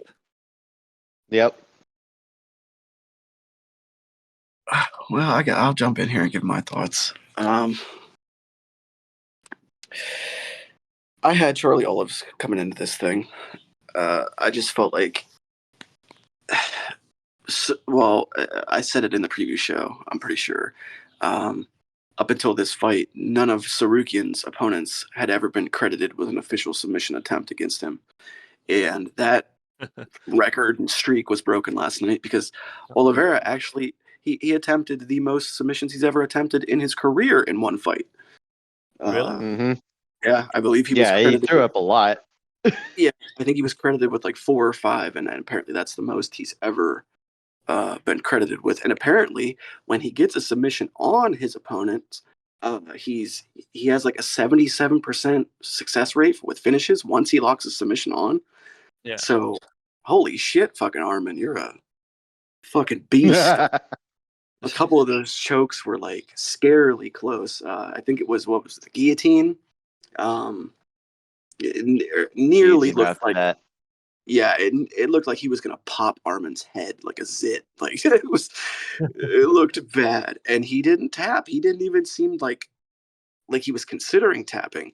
So I think he had it made up in No, his, I'm going to sleep or I'm getting out of this. But yeah, he only had to sacrifice his shorts. yeah, there were a couple of moments I did see some banter back and forth online. People thinking that Armin kind of might have cheated a little bit, sticking his toes in the cage at certain points. And then somebody said that the camera like conveniently cut away from that angle immediately when they showed his toes in the cage. So there's like some tinfoil hats out there that think that this might have been a robbery of Charles. Well, the same ones who thought that the main event or the feature was a fix. Yeah, exactly. Um, so yeah, they can't put too much weight into their takes, but this was definitely like you said, danger, and that's a good way of putting it. Like it was an edge of your seat fight, but it wasn't exactly exciting. Um, Plenty of moments where either guy looked like they could have got the finish and ultimately did not. 5 rounds would have been a lot better. It seemed like by the end of the third, we were just really getting going in this fight. So it did kind of suck for it to get cut short, but um, a lot of people have high hopes for Tsarukyan, and to take out the number one guy in Charlie Olives, it's a bit of a peculiar situation to be in because you got somebody like Poirier getting the title shot now. Yeah. Well, we don't So get, we've probably but no, I'll not go there yet. I think I might know what you're thinking. Yeah. But yeah, so he's like a lot of guys kind of in this that won on this card, like they find themselves in sort of a weird situation where Mhm. you're maybe deserving of a better fight than what you're gonna get if you take a fight sooner rather than later. Yeah. So yeah, Yeah. kind of interesting, but a good win for Armin. Oh yeah, sure. Can't fault it. Well, I can, and I'm going to in just a second. Yeah, we did have Arman calling for the title shot there against obviously Islam Makhachev, which I think we all think he'll, even if he fights Dustin Poirier, will almost certainly still be champion. Uh, Yeah. But then, do we do a bit of MMA maths there? Because obviously Islam fought Charles Oliveira and put him away in the first round, destroyed him, and Mhm. then we've just had Arman. It took 3 rounds and he couldn't even get the finish. If, I think it's a styles makes fights kind of thing. Islam is 100% more well-rounded as a fighter and now as a champion. And as for Armin, he's still kind of stuck between being a dominant grappler and just being heavy-handed at times. Like it's not that he's inconsistent, it's just that he still has that thing where it's like, okay, well, either I'm going to smash him or I'm not going to get a whole lot of resistance doing it, or I do and it kind of takes me by surprise. Both I want to say Joaquin Silva and now Oliveira have done that to him, where it's like he's been kind of taken by surprise by some of the things they've done. His one loss, other than Islam, was that questionable decision to Mateus Gamrot, and even then it was like he allowed the wrestling to kind of dictate his fight. So I could see Armin being a more competitive fight for Islam. Um, I'm not going to get into the whole context of why Yeah. Dustin Poirier is deserving and all this other bullshit. Timing is everything in this fucking sport, but whatever. Fuck. Ah, Yep. The best ability is availability. God damn it. That is a good point. And then, of course, again, we had another entry into the UFC Hall of Fame. The one, the only, the American gangster, all the way from Wesleyan, Oregon. The biggest arms in Wesleyan, Oregon. The one and only Chael Sonnen. I should have wrote a piece for that, a proper one. Yeah, the American gangster rightfully gets his entry into the UFC Hall of Fame. He never got the belt. He had that such a ridiculous. I even remember this fight. It was one of the first fights I remember from the UFC, or really stuck in my head. Dominated Anderson for 4 rounds, and virtually all of the fifth round, and then falls prey to the triangle at the end. And just the story of how he got that fight with the Anderson Silva, you absolutely suck, and then throwing the mic away and walking out the cage, I think. So yeah, congratulations to Chael. I kind of wish his father was still alive because he didn't get the belt, but at least he's won this honor. So I'm sure his father would be proud. Yeah, Daddy Xiaonan. Yeah. I'll say 1-on-1, 2-on-1, or 5-on-1. I'll make them all need 9-1-1. Good old Chael Sonnen there.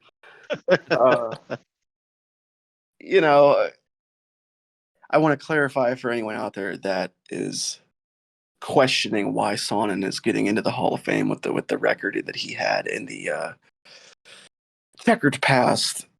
He's not being inducted for his career. He's being inducted for his fight against Anderson. So this is a fight wing induction, similar to that of Do Ho Choi and Cub Swanson.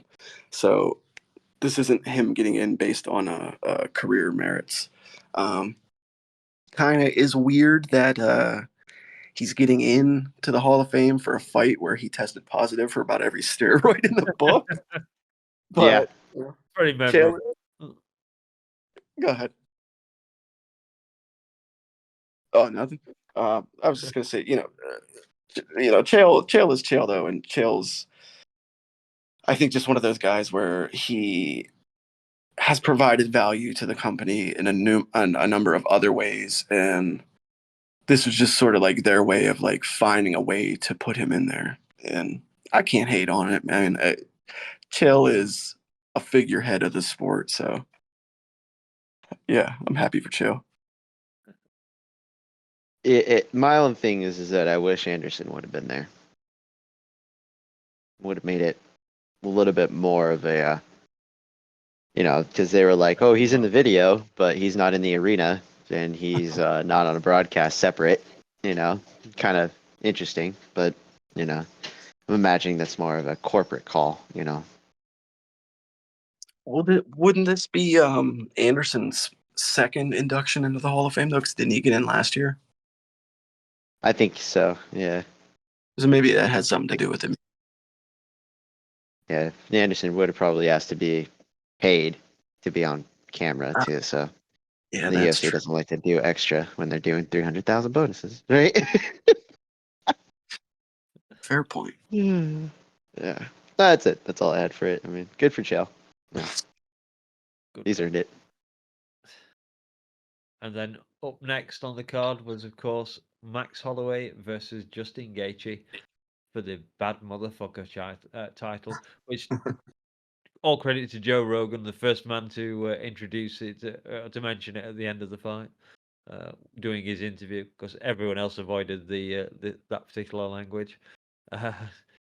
What an absolutely crazy fight. I mean, the first round is kind of the first 4 minutes or just about was them just feeling each other out and just figuring the range out. And then in the last, I think it might have been maybe the last minute or 45 seconds, it suddenly started to go BMF worthy fighting. They were really going at it.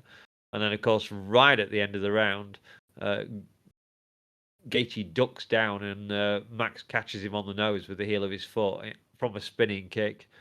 And that might have been the single most important moment of the fight, apart from the ending, which we'll get to obviously in a short moment. I did want to say that it was me that mentioned the 35 plus stat on the preview show, and I foolishly went full James Lynch, and I ignored the 35 plus stat.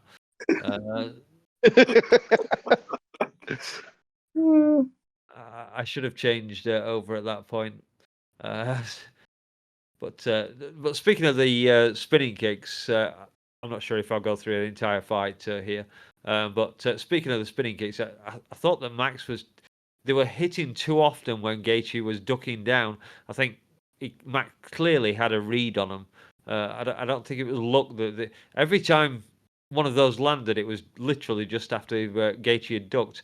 And obviously Max had to be kind of in motion for it to land.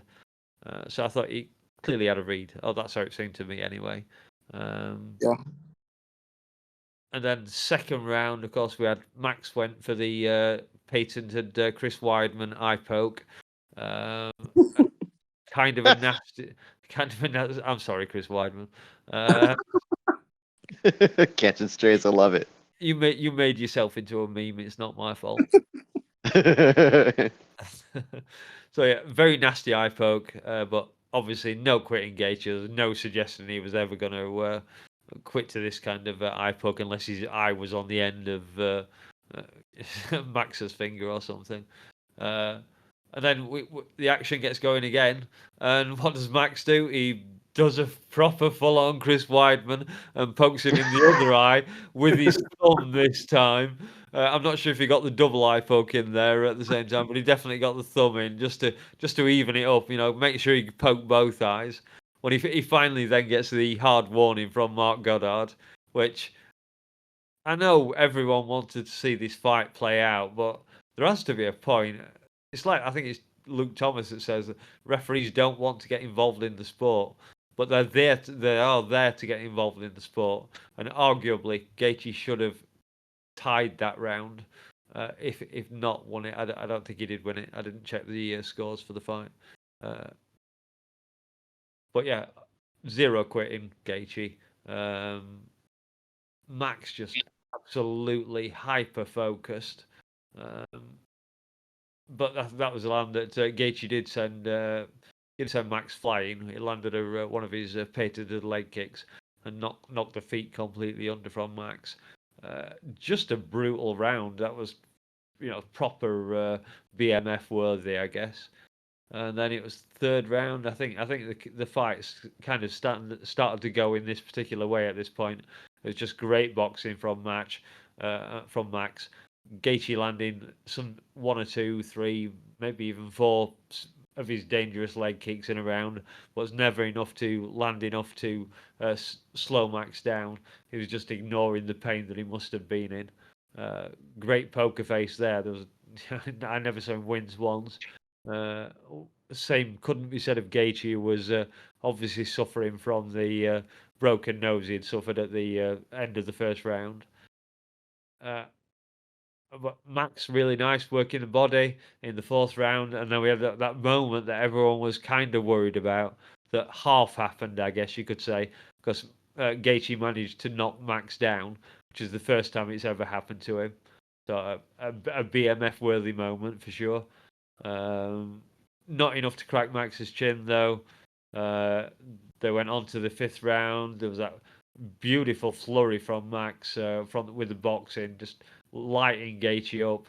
And then I think it might have been again a moment where he landed a number of those strikes and then stepped out and span him with the kick. I'd have to check that. And then of course I'm just going down. Holy fucking shit! That ending.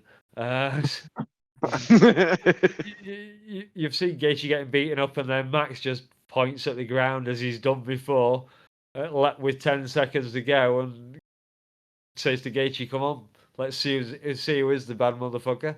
Let's start throwing down." And then Max, just with 1 second to go, just sends Gaethje to the land of wind and ghosts. Face plant into the floor, completely unconscious. No argument whatsoever.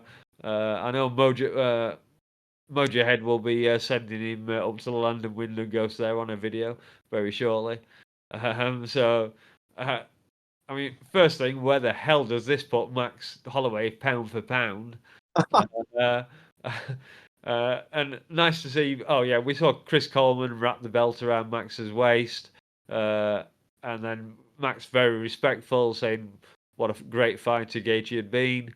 And then, as I said earlier, we had Rogan coming in, dropping the bad motherfucker moment for the crowd. First man to do it. And then Max, of course, claiming he deserved 600k for that fight because he got the KO and the performance bonus. Which, like I said, I haven't seen the results. Maybe one of you can fill us in, or Dave will be looking up. I don't know. But yeah, Max arguably did deserve 600,000 for that KO. That may, as someone else said, be the greatest KO of all time because 1 second to go in that kind of fight and he lands it. Obviously, I like Gaethje. The highlight has again become a highlight.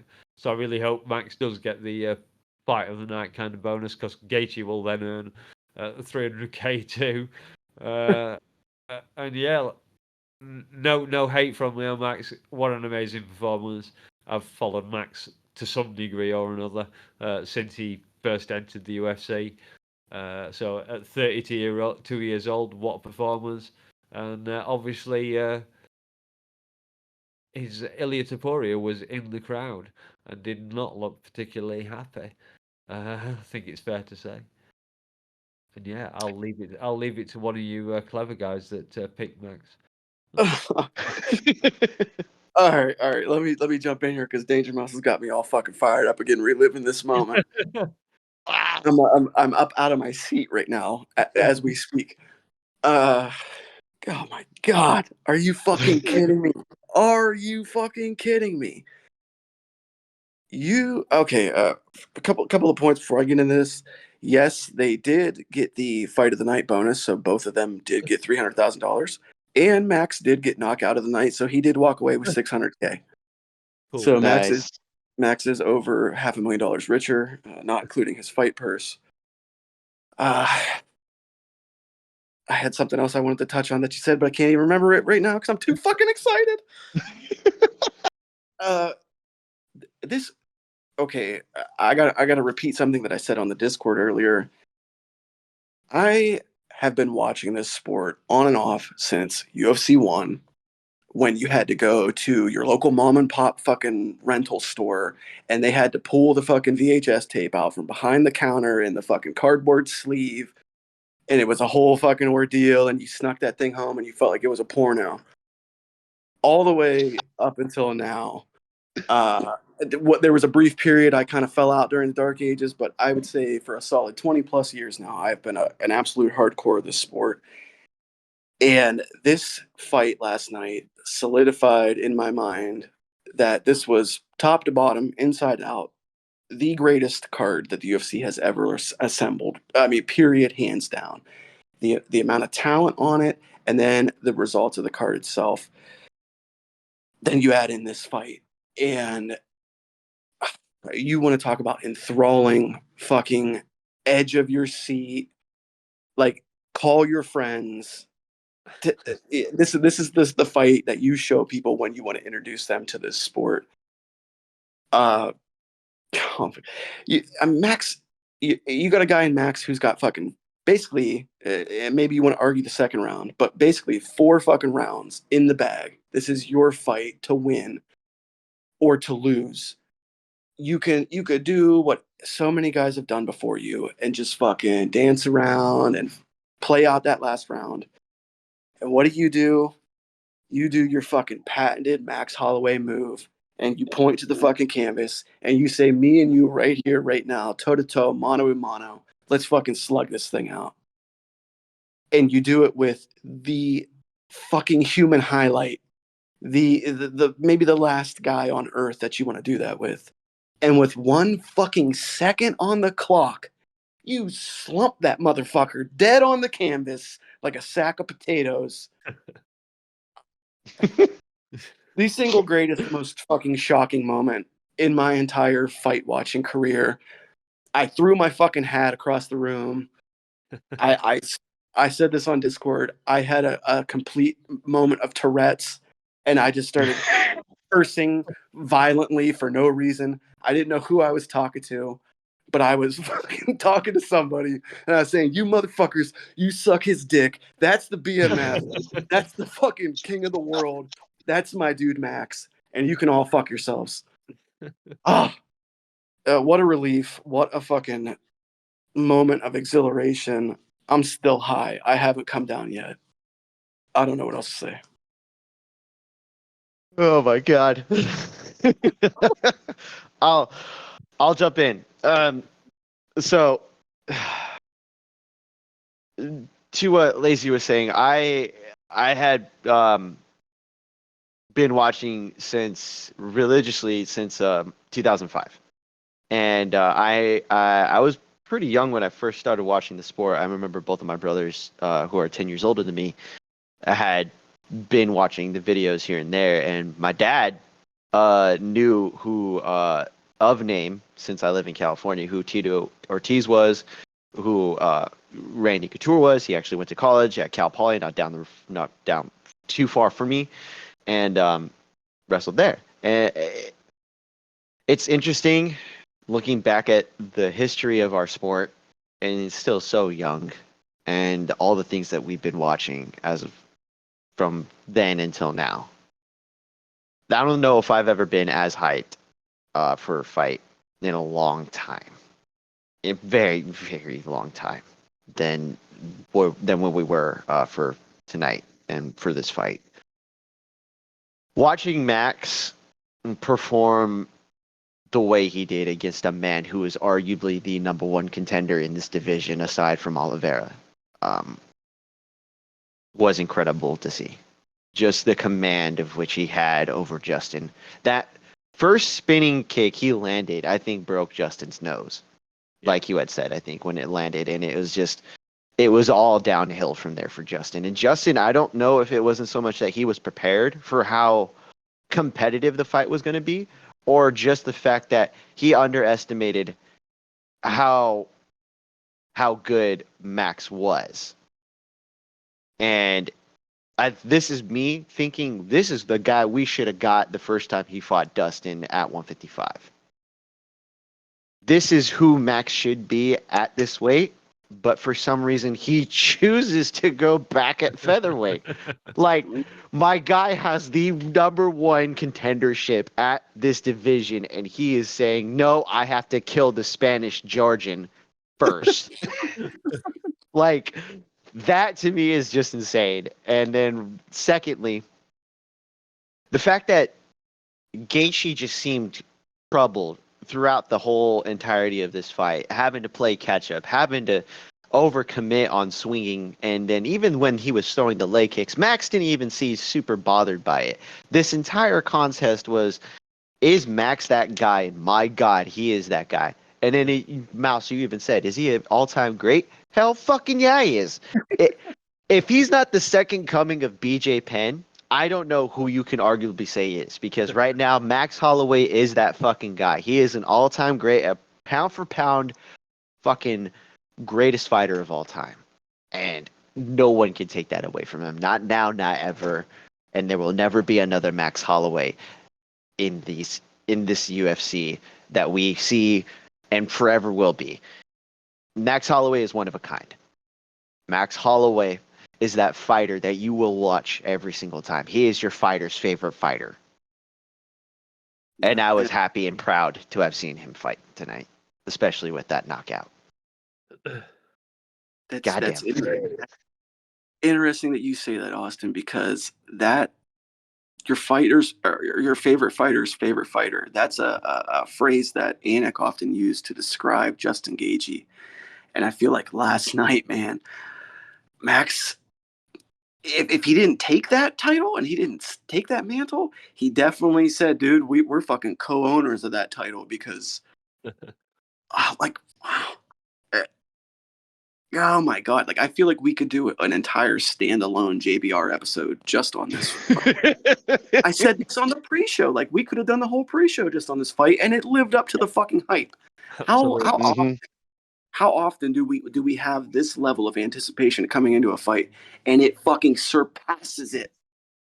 Like, Yeah, that's a good hmm point. fight, possibly fight of the year. Yeah, Definitely, in my opinion, knockout of the year. yeah, Yeah. Uh, how without a do you? shadow of a doubt. You can't top that unless somebody's head comes off. Oh Jesus.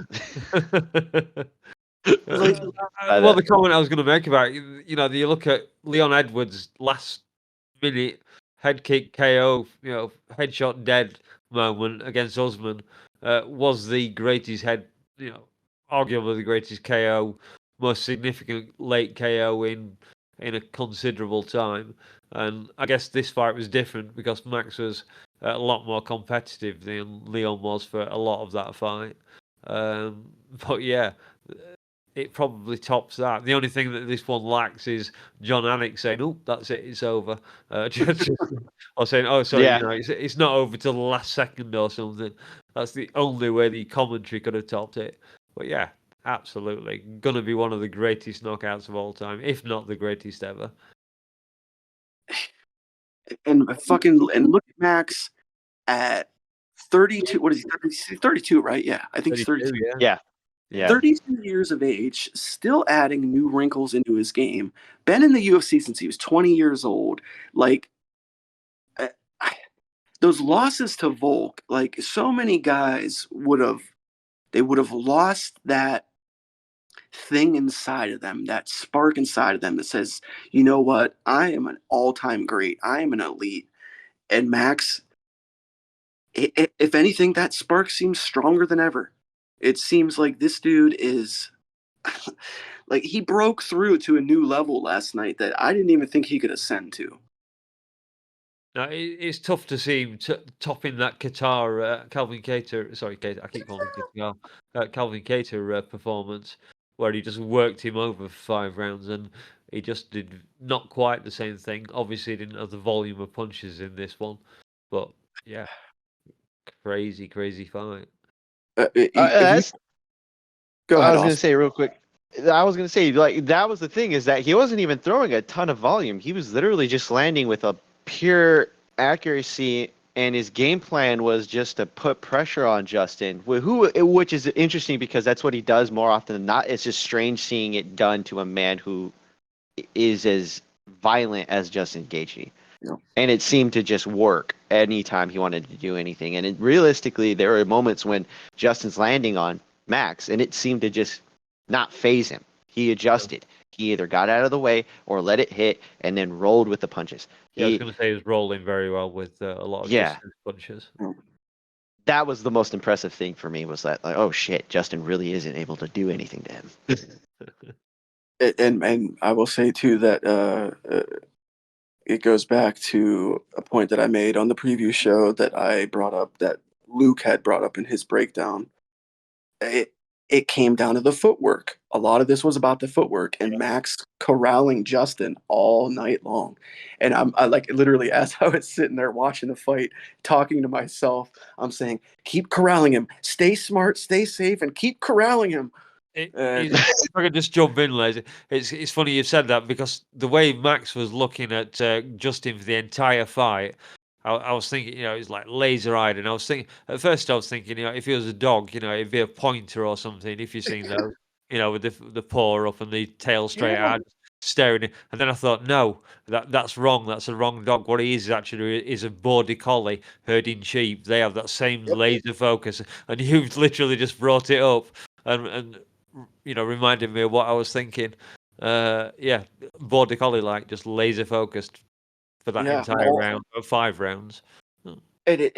Another thing that I noticed too was it seemed like every time when Justin would start to kind of implement his game plan and he would become the one going forward and he would become the aggressor, you would see that switch kind of flip in Max's brain, like, no, no, no, I got to get back on my Yeah, game plan. And he would go right back into that herding and corralling. And it was just, I mean, uh, depending on how high you value Max's win over Jose Aldo in Rio when he unified the featherweight title, beating Aldo, the king of Rio in Rio, depending on how high you rate that performance, the Calvin Kattar performance where he set all the striking records, and then last night against Justin, you could potentially have Max Holloway as 3 of maybe your top 10 greatest MMA performances of all time. Yeah. That dude, like, I fucking love Max. Love you, Max. I think that's the thing. I hate to even bring up negative vibes on this one, but like So the fact that you're ashamed of yourself. I No, it's go on, just Austin. I just well, the thing I hated about this fight when it was first announced was that it was going to impact both divisions. You have a viable contender in Max at featherweight, and you have a viable contender in Justin at lightweight. Why are we making them fight when they don't need to? And for some reason, after this performance, after what we've seen, it lessens it because how great Max is. And I think that's the thing that frustrates me more is that we could have seen Max at lightweight purely the entire time since his second or third loss to Volk. Yeah. And this could have been the Max that we were getting the whole time. That's true. I hate the idea that Max was limited at featherweight. Granted, he did beat 2 contenders. Yes, one was an older Korean zombie in his final fight, and the other one was an Arnold Allen who had looked good in the final 2 rounds. And realistically, 3 losses to the former champion, Volkanovski, who is no slouch whatsoever. I felt like he was stuck and could not go anywhere. Then this opportunity arises. An opportunity that everyone's telling him he has no chance in. Yeah. Yep. And he, charge. yeah, I think we all were at one point, and I think it is Barter who had said it too, and everybody else is kind of like, we just want to watch the fun fight. It's like, I think our appreciation and love for Max Holloway as a fighter and as just who he is kind of clouded our initial judgment of the fight, and then once we kind of got a look into Max's psyche on it, no one's going to tell me what to do. I'm going to do this because you guys don't think I can. I'm going to prove you wrong. And by God, he did that. Yeah.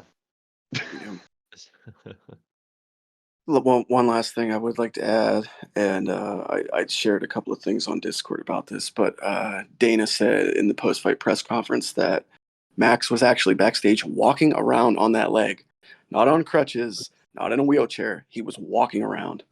Jeez. That's a tough motherfucker. That is one tough motherfucker. Yeah. We One last thing, I forgot to tell my story because I said I didn't get to watch the main card last night. My stream mysteriously died. We'll leave it at that. So I stayed up for an hour or two after the fight had started. I think I was chatting around, trying to look for a different stream and stuff.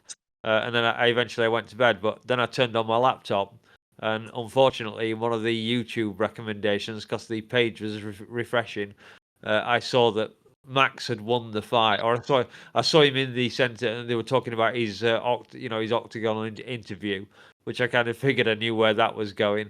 And then I caught another one again, just the bloody thumbnail. I thought I'd seen it. I wasn't 100% sure that Max had won by KO. So you can believe that I'd almost forgotten about the KO win. I was like, I obviously got that wrong. And then, of course, Max gets it 1 second to go. So yeah, I really wish I'd seen that one live. Gutted that I missed that one. Yeah, it's funny because Lazy said he threw his hat and was yelling. I threw my hat at the TV. Yeah. And the kids I and was wife. shouting when I watched it this afternoon, and like I said, I knew the result. Yeah. Zero hate it's on like, me. I love Max. So. oh yeah, I mean Justin's an all-time great.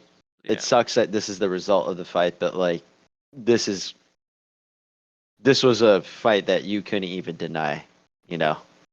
It's the definition of the fight that the fans don't really want anyone to lose, and Yes. unfortunately, one of them has to. But at least he lost in a spectacular fashion this time. So. Yep. Giving it all in the cage. Definitely left it all in the cage at the last second. But uh, let's finish without being on that. I think long enough. I know we could have done an entire show on it, and maybe we have. I haven't been taking that much notice of the time. Uh, Weili Zhang versus Yan Xiaonan. I mean, the first thing on my notes was good luck following the fight that just went before, ladies. But we did say, a palate cleanser. It could well be, and it was. And it's not that it was a bad fight by any means.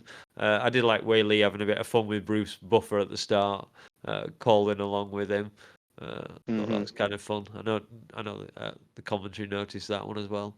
And yeah, this was a back and forth fight the whole way through. I won't go into a ton of detail on it.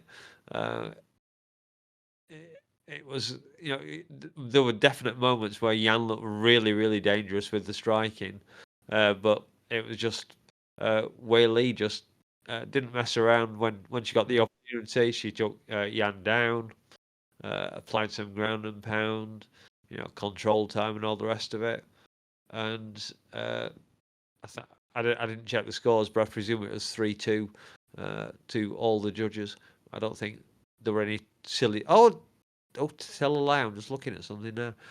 When I was looking at the cards, 49-45. How did that happen? Was I'm Weili? I'm imagining. The point? Yeah, I think that's the thing. Is like I think a point. I can't remember exactly what it was, but I know there was like some kind of discrepancy in the scoring. I can't remember off the top of my head, but I know there's something off with it. Yeah. I see 3 49-45 scorecards. Do you? Yeah. Is that a point could be deduction? wrong. I can't remember that. I don't remember a point deduction. Let me have a look now. I'm looking at Wikipedia though, so it's not very trustworthy. Yeah, the UFC official fight is showing 49-45. Yeah, all three. But that's still equally confusing. She must have lost a point in one round. Unless There was a 10-8. If there was a 10-8 and then she lost a round, that would be if Weili got a 10-8 and then lost one of the rounds, I think that would be a way you would score a 29. I guess I don't know. That's still confusing. I'm sorry. I don't know what's happening. So, yeah, that could be it. Yeah. It still doesn't explain it, but still. It kind of does. But I'll jump in and say I was excited for this fight just because it was an all Chinese affair, and realistically, both women were game. Like neither one was willing to just give in. And matter of fact, I thought they were going to call it. I'm surprised that they didn't stop the fight after the first round when Yan was pretty much dead after the submission attempt, right? Oh yeah, of course. And, mentioned that. And then you get that memorable moment when they're bringing her to the corner because Herzog's like, she's still alive, and herds her to her corner, and the cutman and coach literally take her to the corner, and Joe Rogan's like, she was out, and you could hear the cutman going, I can wake her up, wake her up, and he's like, and Joe was like, I don't think that's legal. like smelling salts, wasn't it? He thought. Something like that, and I just remember that. And then Yan still came for the next, even though she lost the round after that, she still came to fight, and that's more impressive to me than anything. And even then, when they were in their spaces where they were more dominant, like Yan Xiaonan on her feet and Zhang Weili on the ground, they both had moments when they would kind of be competitive in the others, parameters, and Weili would get a good shot off occasionally, even though she'd get stumbled or get knocked back a little bit. Yan would counter, toss, and find herself on top of Weili a couple of times here and there, and she survived. It was a competitive fight. You can't say it was a bad fight. It was a great performance for both women, a great performance for Weili. But it's unfortunate where it was, because it's like we said, I think prior in our previous show, and you said it, Mouse, this was necessary for us to kind of come down for the Max fight and Yeah. be ready for the next title fight that was on here. Oh, my take on this one, I'll keep it short and sweet because I'm just now realizing we're pushing the 3-hour mark on this show, fellas. Oh shit. Yeah, we spent an hour for every a portion of the event, early prelims, and main. But yeah, so to keep my review of this one short and sweet, I was of course the guy coming into this that said Weili was going to absolutely maul her, meaning yawn. I feel like for the most part she did. I mentioned this on the Discord, and I think it was Daz that liked it and agreed with it. It seemed to me like the only time that Weili was really getting damaged was when she was getting clipped with those counters, and those counters were only occurring when she was throwing the low kicks, the calf kicks. And her corner between rounds at one point told her, stop throwing the fucking low kick. That's when she's countering you and she's catching you. And I mean, outside of those moments, Weili virtually just had her way with her. And I would have liked to have seen her finish her at some point, but it wasn't for lack of trying. She was definitely Definitely not. yeah, Arguably, she did. I had yeah, I'd quite forgotten about the unconsciousness in moment at the end of the first round. Depending on who you ask, and I'm sort of this mindset. She won that fight 3 times. She choked her out at the end of the first, and then she Almost got a stoppage in the second. She was right, absolutely yeah, beating the hell out of Yan. Yeah, yep. She had her back flattened out, absolutely fucking walloping her. I don't know if Jason Herzog got a text from the Chinese mob saying this thing needs to go the distance or not, but there was some fishy business going on, if you ask me, at certain moments. But like I said, I'm gonna keep it short. So good win for Zhang. Missed opportunity not having this event in China, but it is what it is. And I think that Zhang Weili is likely going to be a long reigning champion in this division. Mm-hmm. Yeah, probably. Obviously, not up to the BMF fight, but entertaining enough for the most part. It's a champion's performance by Weili. Some exceptional moments, obviously. I think, obviously, she must have scored a 10-8 and lost a round. You are correct, by the sounds of it. And that just leaves us with the true main event. I know we've had the people's main event. So this one had a lot to match up to. And it didn't really disappoint, I don't think. We had Jamal Hill entering the cage and refusing to stand in his corner because he wanted to watch Alex enter. Wanted to stare him down as he came in. And of course, Alex comes in with his patented little marchy type dance thing, and then stops and stares at Jamal Hill, pulls the imaginary bow back and lets off his war cry. And then he just had his eyes on him all night. I know we saw this, I think, against Yuri Prochazka when he fought him. He just never takes his eyes off his opponent.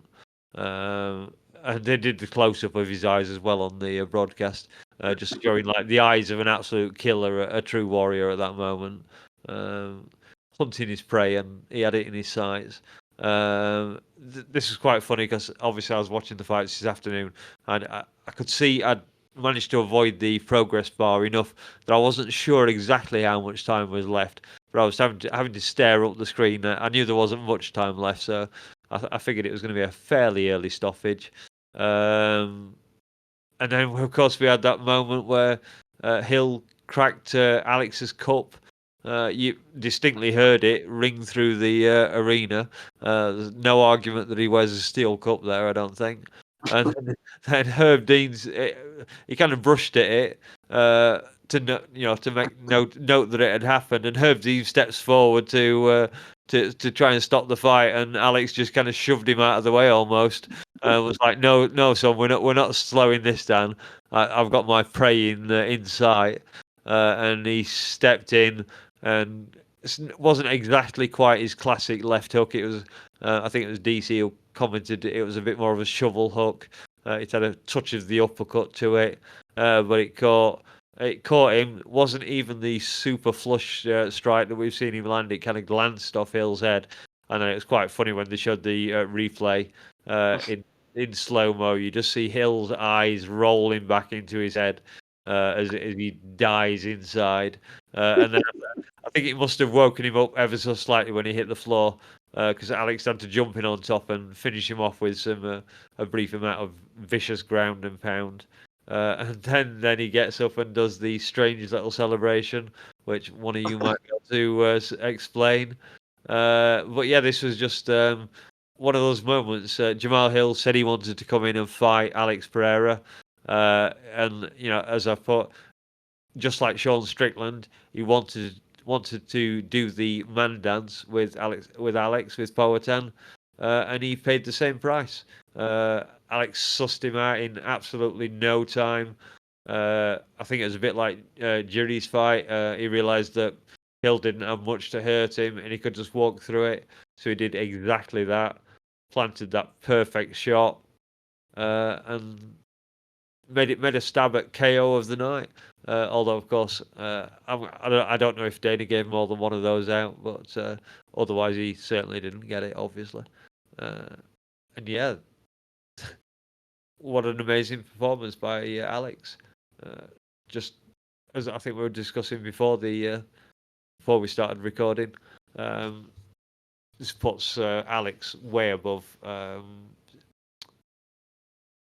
Izzy in the match. He's moved up to light heavyweight, won the belt, defended the belt, and Izzy couldn't get up and even win a fight at light heavyweight. So he might not have the record for defenses, but in overall MMA terms, what a career! And what's he had? 7, 8 fights in the UFC. Oh, now I think it's 12. Is it 12 now? I'm bad on remembering how many. So yeah, Yeah, all I've got to say he's on lost that twice. fight. I mean, what an amazing job. You gotta take this one, Lazy. All right. Oh man. After the BMF fight being such an emotional roller coaster, and then getting that nice little refresher that was the Jan Whaley fight. Not saying that didn't have its moments, but it was a nice little moment to kind of catch your breath. This was another fight that could have. I had anticipations that it was going to end early, but I feel like there was that off slight chance that we could have ended up seeing another war. Powhatan had different intentions and different things in mind. It seemed to me like he had his read on Jamal within like 30 seconds of the fucking fight. Like he knew exactly how Jamal was going to be moving, the tempo he was going to be moving at, the exits he was going to take, and it didn't take much but a single touch to send Jamal to into his own sweet dreams. So, like you said, Mouse, I think that when he hit the ground, it kind of like woke him back up. But then when you go back and watch the footage, you can clearly see those ground and pound strikes put him to fucking sleep again. Just a hell of a fucking showing from a guy who like you guys were saying, in a short amount of time has really solidified himself as one of the all-time greats in the UFC. I mean, you look at the things that he's accomplished in this brief period, and it's hard to argue against it. Absolutely terrifying individual. I wouldn't want him to touch me with his pinky finger. Like, I feel like if he flicked me, I would have a bruise the size of a softball. Just a fucking animal of a man. And Jamal Hill, for all that shit he talked and all that fucking cockiness and arrogance he had coming into this, boy, you ended up looking like a goddamn fool. And the last thing that I would mention, of course, is that it was pointed out afterwards by Dana in the post-fight press conference. Alex went into this fight with a broken pinky toe, which it doesn't seem like it would hinder you too much, but I'm sure that affects your movement and your abilities when you're such a stand-up based artist. So tough bastard, fucking hands of stone. And the rumor is possibly moving up to face Tom at heavyweight. Really? Oh dear God. Please don't. That, Huh. that's the talk. That's the talk. Yeah. I No. don't think he wants that heat, to be honest. I know, Well, I know, I- I know I'm saying this again after I've just watched my highlight boy Justin Gaethje getting leveled, but I don't think Alex is going to be able to do what he did to Hill to Tom Aspinall. To be Mm. fair, Dana did shoot it down. They asked him at the presser, and he said he thinks that's a bad idea. I agree with him. I don't think that that's a smart move. But Tom did post a picture of him in the audience, like one of those classic, like standing in the background, staring at your opponent or the guy that you want type thing of him staring at Poetan, like at the prep point. So if he's hinting at it and Alex is asking for it, I don't know. You never know, I suppose. Yeah, I think it just depends. Like you said, Lazy, I think at the beginning was availability is your best ability, right? Yeah. Yeah. Um, Thomas for me, played lined up. yeah. Well, I'll say this. I'll keep it short too. You guys have pretty much said everything that needs to be said about the fight. This wasn't very long. Um, Jamal Hill had, I think, come back too soon. I'll say that. Now I have my own personal reasons for not picking Jamal Hill, but he is a good fighter. I'll give him that. I think he came back too soon, and I think he came back against the wrong opponent. Had he come back against Jerry Prochazka, all right, maybe it's a different story. Had he come back against any of the other contenders, he probably has his troubles, but he pulls through. This was the wrong man at the wrong time, and he probably will never get an opportunity to get that back again, especially being knocked out in the first round against Alex. Um, that being said, if Alex really wants to, he has a plethora of guys who are available to be fighting I think he still wanted to do that 301 in Brazil, if I'm not mistaken. Yeah. Yeah, I was just going to say that. Why not just toss him in there with not Ankalaev, but Roundtree. Khalil Roundtree would be an interesting one. That dude is also known as the Glory Champion Killer, if I'm not mistaken. That is true. So Yeah. it'd be Well, interesting. if Alex has a broken toe, it might not be the best idea, but yeah, who knows? Guess he'd I have mean, he just enough took. time He to just. heal by then. I mean, he did just kill Jamal Hill. So. Yeah. And it didn't keep him from throwing leg kicks. He was still throwing his calf kicks. Yeah. Had a bit of trouble, didn't he, because of the opposite stance? Yeah. Yeah. Hill happens to have like an awkward pose anyway, so it wouldn't be surprising that poses some kind of difficulty. Well, didn't help him too much in the end. No. So I think we're more or less done there. So the last question, gentlemen, is how are we rating this card? What's our score on the door? Can we do the impossible and get a score of over 7.5 from Lazy? That is the question. But let's hold on to the suspense and hear from Austin first. What are you giving it, man? I think our editor in chief had said 3 for 300, which I thought was hilarious take. I will say this is a perfect 10 for me out of 10, and there were some slips and some trip ups of things here and there. So a stinker performance from Aljo and Kattar, but ridiculously stat card. It was impossible for it to fail, and it did not fail. As a matter of fact, it over delivered. And a 10 out of 10 for me would be the thing I would give it. Okay. Do you want to go now, Lazy? Oh, yeah, I could do that. Mr. Lazybed, notoriously harsh raider, notoriously hard to please with these fucking cards. Man, this was a special night. The fighters involved, the history, the moments. This night of fights had it all. This was everything that I had wanted coming in and more. It's not often these days that I go into a night of fights and have my ceiling, my roof just fucking blown off the fucking joint. Yeah, I can't give this card anything less than a perfect fucking 10. Wow. Huh. You're Yes. putting pressure on me now, guys. You got to do it. You got to do it. Can Come I on give now. it a He's right. perfect 10?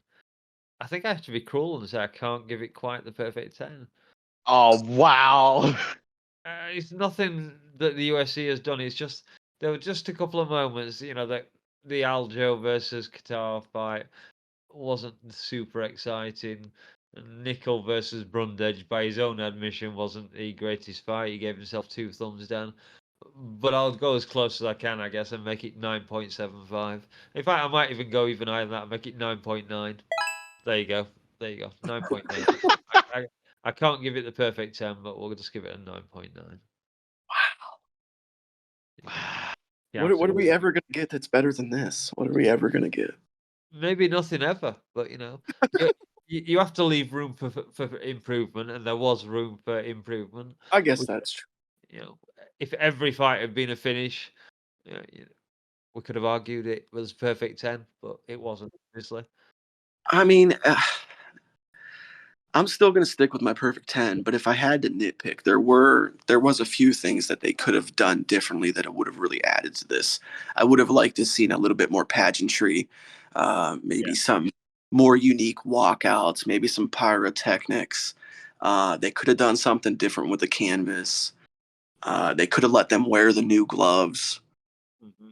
They could have maybe done something like a what like the NBA or the NFL often does, where they bring in the top 30 fighters in UFC history and they give them a little ceremony in the octagon. And so there was moments and things that they could have done a little bit better. But I'd say even in that category, like they did more than what the UFC typically gives us. The presentation was a little bit better. The I don't know. I just fucking fantastic night, man. Mm-hmm. Yeah, it's Can't impossible complain. to argue that it wasn't a fantastic card. I'm just being really, really harsh. And I maybe mean, trying to annoy you two as well a little bit. I mean, you're pushing buttons here, but you also had issues watching it, and then on top of it, your favorite fighter doesn't come out on top. That always affects Exactly, yeah. There you go. Yeah. Just Guess that makes it's worth the point one. Circumstances. Yeah. So, anything else that anyone wants to bring about before we wrap things up? I got nothing. I think we did it all. Wow. Yeah. Okay, that is it from us here at Just Bleed Radio. Don't forget to like and subscribe, and we will be back in 2 weeks with a weekend roundup from another Apex card, Nickal versus Perez, who are definitely 2 UFC flyweight fighters. But until then, it's goodbye from Lazy. Later. And it's goodbye from Austin. Later. And it's goodbye from me, Dangermouse. Goodbye, everyone. That's a wrap, guys. Nickal versus Perez is next. such a goddamn come down show, show. guys. Great show. That was good. I mean, just to go from 300 to fucking back to the Apex. Oh, god damn it. Such a fucking letdown guy. Yeah, well.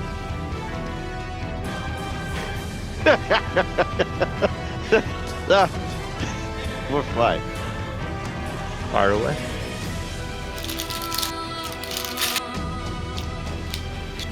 You got the blueprint for how you want to go through today, Mouse? Yeah, of course. Okay, cool. Of course, Austin. I was just asking because I was emotionally drained. I don't know how any of us can do a show. I'm just saying.